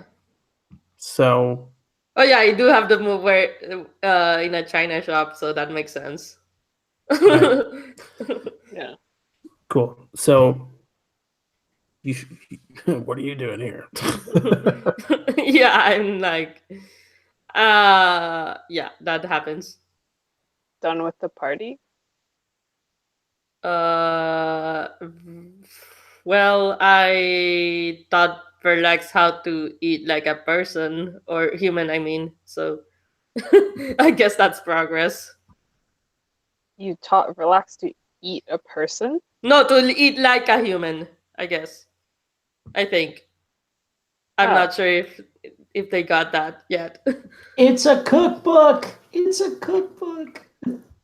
are you? I oh, I didn't realize you were a human. Wait, um, were you talking about Eagle Eyes just now? Didn't yeah. realize Eagle Eyes was, or like I meant to say like eat like someone who isn't a scroll or a super scroll. I don't know. Like I didn't know how to say it without sounding like I'm like racist against scrolls. I don't know. So Enon was leaning against the wall Yeah. like a cool emo girl Oh my before you god. came, and then so now she like pushes herself off the wall, uh, and it's like, uh, "Are you okay? Yeah, sure. I'm fine. Are you sure? Uh, You don't seem like you're okay." all right. I am relatively okay, I guess. And out of character, you still have the afraid condition or no? I do. Oh, actually, do I? Did I? Did I? All right. I think Mike is saying no. Yeah, So you cleared that. We established that. Sick. Okay. Okay. Nice. Let's see. What do I? Um, did you also see something while we were there in the glass, the purple glass? oh yeah, I saw something. You saw something too?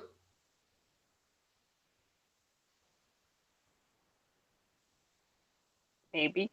Maybe. Okay. Oh boy. Um, yeah, I saw something, All right. and I don't know what it's trying to do, but it's not good. I guess the next steps is doing something about it. do you think what you saw was true? To a degree. Hmm.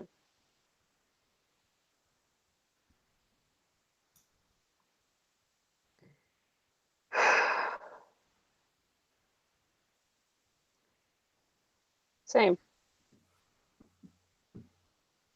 but I don't want it to be true. All right. Would you,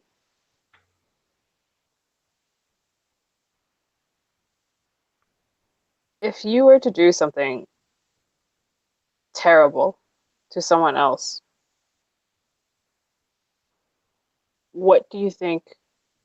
Why would do you think you would do it? Would you do something terrible for anything? I don't know. What I saw is me not caring, not me doing something in particular.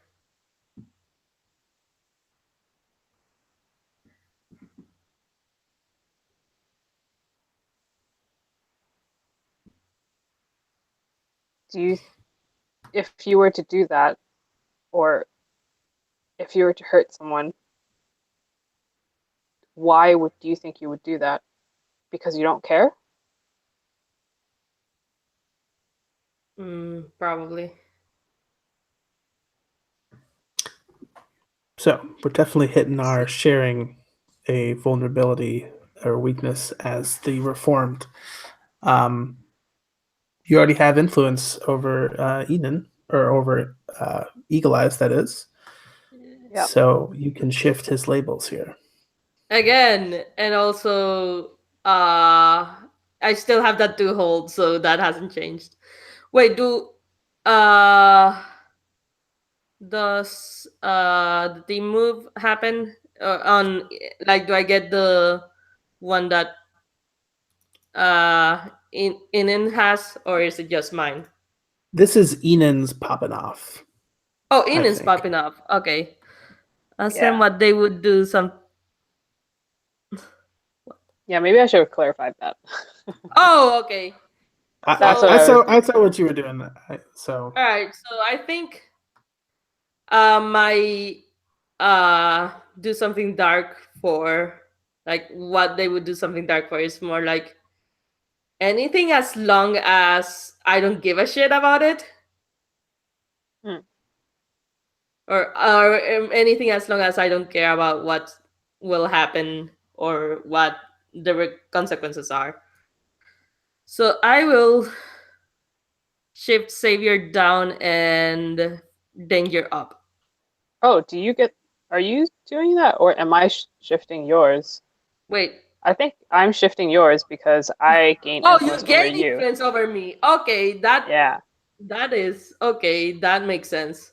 so my question would be then, that's obviously the direction that, you know, Eagle Eyes is telling you that they would go. He would go that way.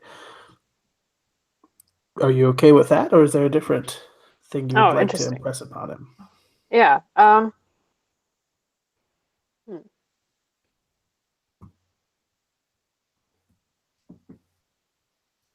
Okay. Why do you keep feeling like you don't care?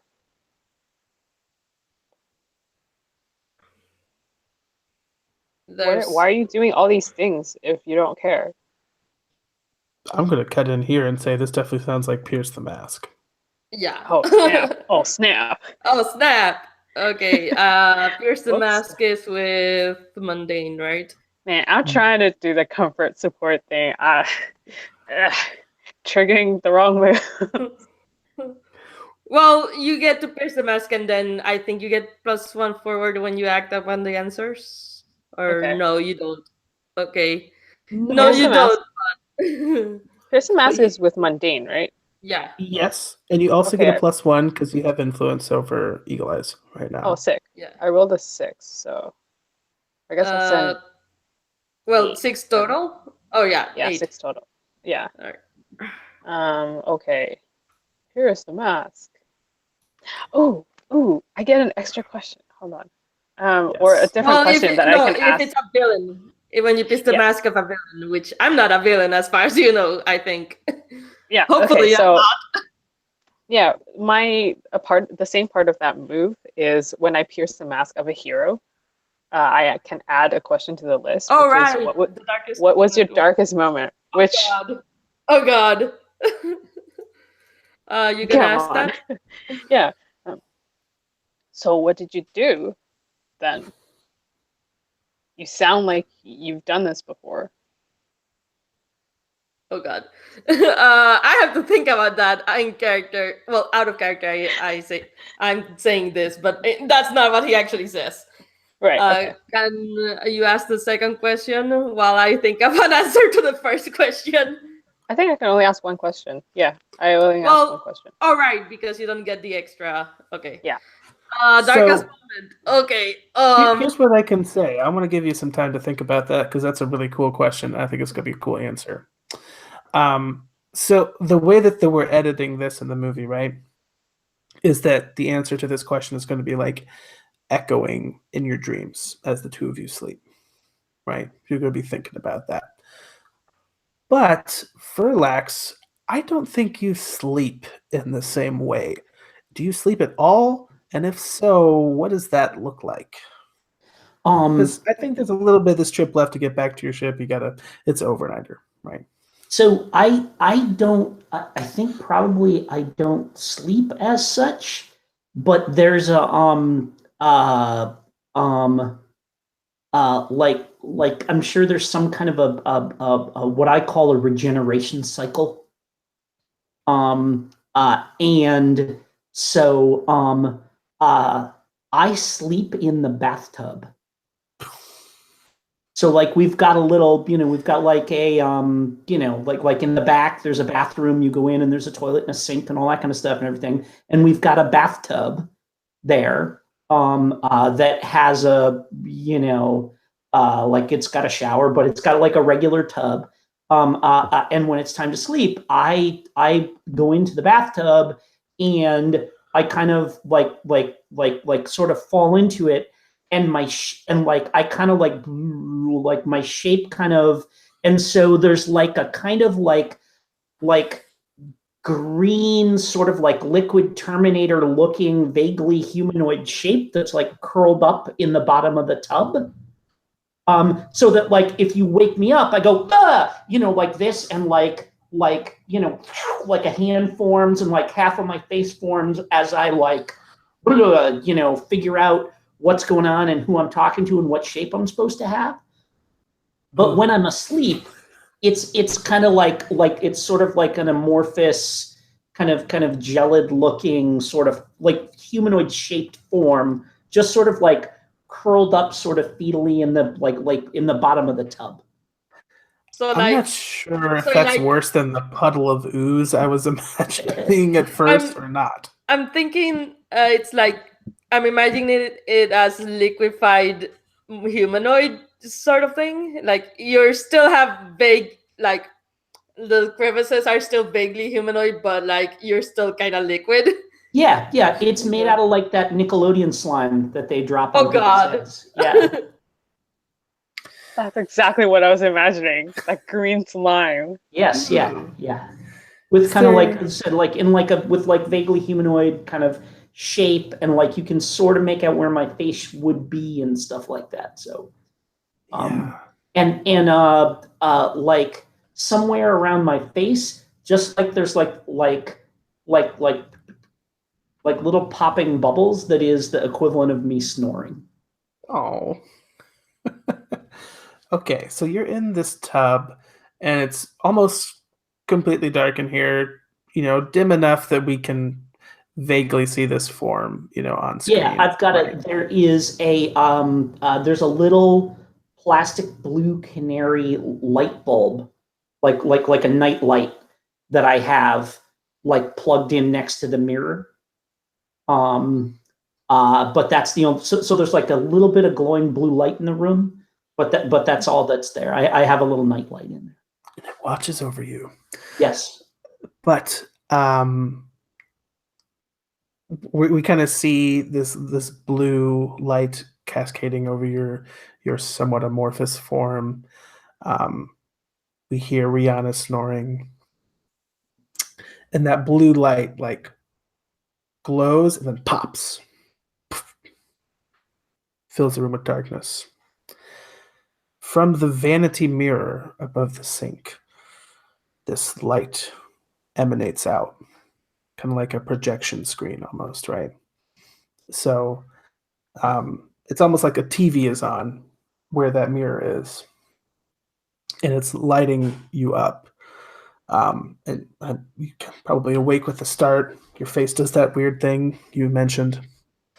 And there's this figure in the mirror. It's a man wearing a very finely tailored white suit. And he has this wide brimmed hat, also perfect white, fits his head wonderfully. I think that the actor, it's Pharrell Williams, right? And he's got this Pharrell hat, and he's got these reflective like mirror shades on, like silver mirror shades. And there's a picture of him in the NPCs tab, and it's Mr. Milan for reference, though you aren't familiar with him. I think Verlax saw Mr. Milan was the first thing that Verlax saw, so he is familiar with it. Right. Or they. He gave me my nickname. So you see in this mirror, and he's like sitting in like this little like, just, I guess there's not really a background behind him, right? It's just like bright white light coming around. It looks like he's in a white room, but it's well lit, and that illumination is what's casting on your form. It says, "Oh, sleeper scroll, I've caught you sleeping again." And I'm like, like rubbing my eyes as my hands are kind of like forming, kind of becoming solid and everything. And I'm like, Oof. I've heard a bed head, but you've got bed body. Mr. Milan?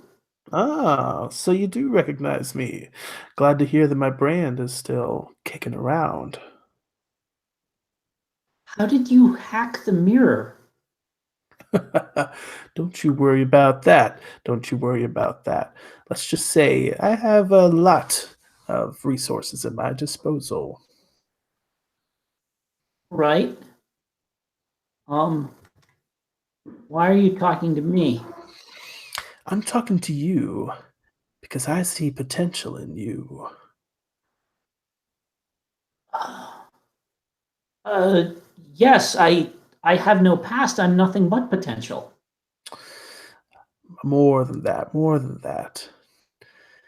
The scrolls, they left you sleeping in that giant floating space monstrosity out there.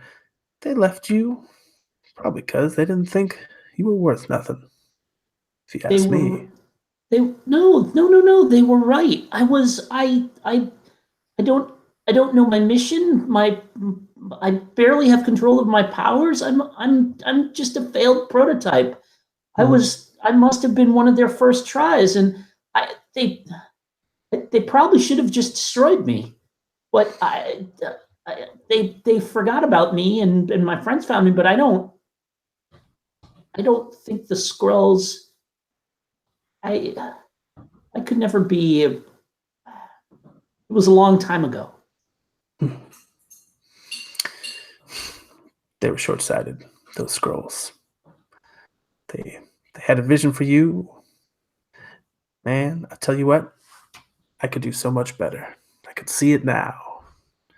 Verlax the Super Scroll, answering to nobody but himself or herself. Whatever you want to be, baby. Because you can be a lot. Your potential is infinite. Well, with my help, that is. I have a little proposal for you. Cut away to Eagle Eyes, sleeping in his bunk. What does that look like, Eagle Eyes? What does your own little bit of the ship look like? I think I have a hammock and a lot of like Western style shit. Walk around, Hammock makes no sense, but yeah, it's like that. so you have like your hat like tipped over your Yeah. head, right? Um, yeah, and Inkanel's words are like her voice is like echoing in your Yeah. head. Like, what did you do? What did you do? What did you do? And then we see, on screen while you're dreaming, your memory of the flashback of what you did. What was that? I think I had a shootout with a rival. So I shot the rival, but it turned out that they were my love as well. Like a disguise? It's not really clear from the flashback, but it's it's like the rival and the love are the same person in this case. Before I became the bull, so I'm like, so I basically there was a shootout and I shot them. Tell me if I'm wrong, but going with this whole Western theme, I'm thinking that they were like, they had the bandana with the eyes cut out around their head, right, with their cowboy hat. Um, and when you lift up this bandana, which really shouldn't be too much of a disguise, maybe they had one over their mouth as well. That's when you realized um, I who think they I were. was aware that it was the same person, and I Wow. just didn't care either way. Oh, And so that's why it was like I have a big thing about caring and not caring, so you loved this person, but you had to take them down. or I chose to. Or you chose to. Did you feel forced in that moment? Not really. I just didn't care. Wow. Then your mind is warped as you remember standing over that person than that strange feeling when you were ripped out of the time-space continuum and summoned in front of the cosmic machine, right? Um, and we see you like looking at your hands as the like talons are growing out of it, right? Um, what is we know that you convinced the cosmic machine that you would be better as a hero, Or like better off elsewhere, better off not in the elsewhere. cosmic. Yeah, What words do we hear from the cosmic machine? What is it? What purpose did it originally want you to serve?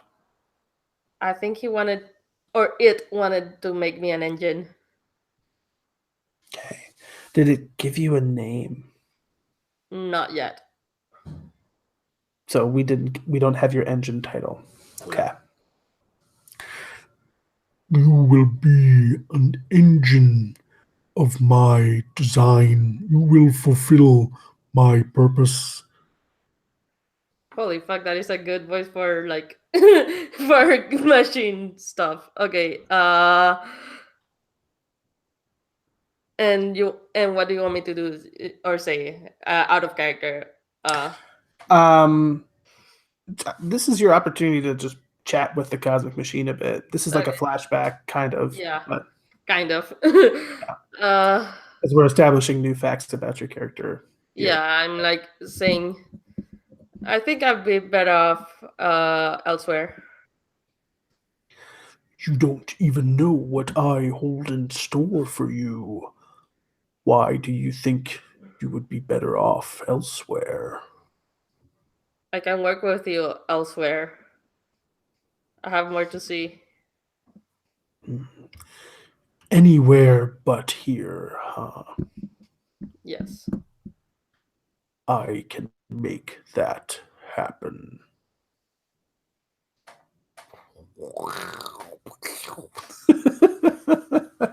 I hope that sound effect, adequately expresses the visual effect that we see on the screen of you being teleported to this galaxy. I think we might end it on that note for tonight. Have a little bit of time for feedback here. Awesome. That was a lot of fun. It was really great to see you all interacting with each other and embodying your characters a little bit. I liked introducing a little bit of menace there at the end. I have some plans for love letters for next week. We can see what Mr. Milan's proposal to Verlax was. We can love letter Rich back in. Hey Rich, we solved your shame. Well, I'll have to double check. I think we might actually have Kate in next week as a special Wait. guest. Kate Yeah, I think so. I'm Wow. off next week because it's Camp Nerdly, and I was doing the math on like, well, if we leave right at 2 and it's a 5-hour trip, I might get back just at 7, and then I could run in the door and sit down. But yeah, I think we're probably not going to make it back in time. So Yeah, you know, it makes Oh, with yeah, traffic I think and I'm stuff, so- waitlisted. I'm waitlisted on the event still, but We'll definitely bring you in for that no matter what. When you say that, Jim, I might think maybe Rich not going to Nerdly this year? Rich is going to Nerdly, but Rich, I think Rich lives a lot closer to Nerdly than I do. I don't think that's the case. Where does Rich live? I think he lives in Florida. Oh, okay. Well, okay. So then Rich may be staying over in a hotel Sunday night, and yeah. if that's and flying out Monday, and or driving out Monday, or staying in a hotel or something like that. But I'll double check the event Agatha, page and talk to him. So Agatha and I are the only ones on session 3. So just saying. Okay. Well, then we'll have a great love letter in for you for the final session. Perfect. Cool. So. Oh, by the way, Dylan, we fixed all your shit and did some other shit. That'd be pretty sad. Well, we'll see. Corinne's still a little unconscious. The helmet might not be able to be looked into. We'll see. All right, that makes sense. There's some. There are dangling threads. Yes, indeed. Literally. Also, I have a Hmm. thing that I wanted when you brought up Mr. Milan. I realized that because I have my my character has the thing which is friends in low places. So I have like my three connections from my villainous past, and then it says on here when time passes, I roll plus my highest obligation. And then on a 10 plus, they come crashing to my life with a crisis. On 7 to 9, they call for a favor, and so on and so forth. On the miss, they don't come knocking Mm. yet, but mark obligation with them, so on and so forth. So So that there's means that. we'll definitely be seeing one of those cool characters. Awesome. At least. I kind of like this idea of Tegan Queen and Devil being like a team because I found that cool picture of them and I didn't want to bother cropping them out, so now they're a team. Nice. Um, so I just want to do like a little bit of feedback and debrief. So I'm going to just go ahead and end the broadcast. We'll do like a 1 minute walk around, and then we'll come back and just do some chat. I know that. Before that, Yep. before that, sorry, I also realized that I should make a disclaimer that I know that I made all of these like all the characters in the company kind of based off of drag culture, and I realized that I should have said earlier that I really don't want this to be like a fetishization Okay. of drag culture, and this is with full respect. So I Oh just wanted yeah. that to be clear. Absolutely. Absolutely. Yeah, and Um, because it's kind of, I realized it might be a little bit problematic that Mr. Milan is based off of pimp, and like it's like sex work. It does not equal drag culture. It's not right. that they don't intersect, but also I was just like, ah. Yeah. I'll tell you what. We'll definitely talk about that a little bit, and we can Okay. continue that conversation throughout the week so that we can make sure that we handle that respectfully. Drag culture is something I'm kind of only like tangentially familiar with. I've been really, invested in a lot. So I also would like to handle that respectfully. So we can have a chat about that. Let's just take a quick walk around, debrief a little bit, and then we'll be done for the night. Sound good, everybody? I'll see you back in like a couple of minutes. Just a quick one.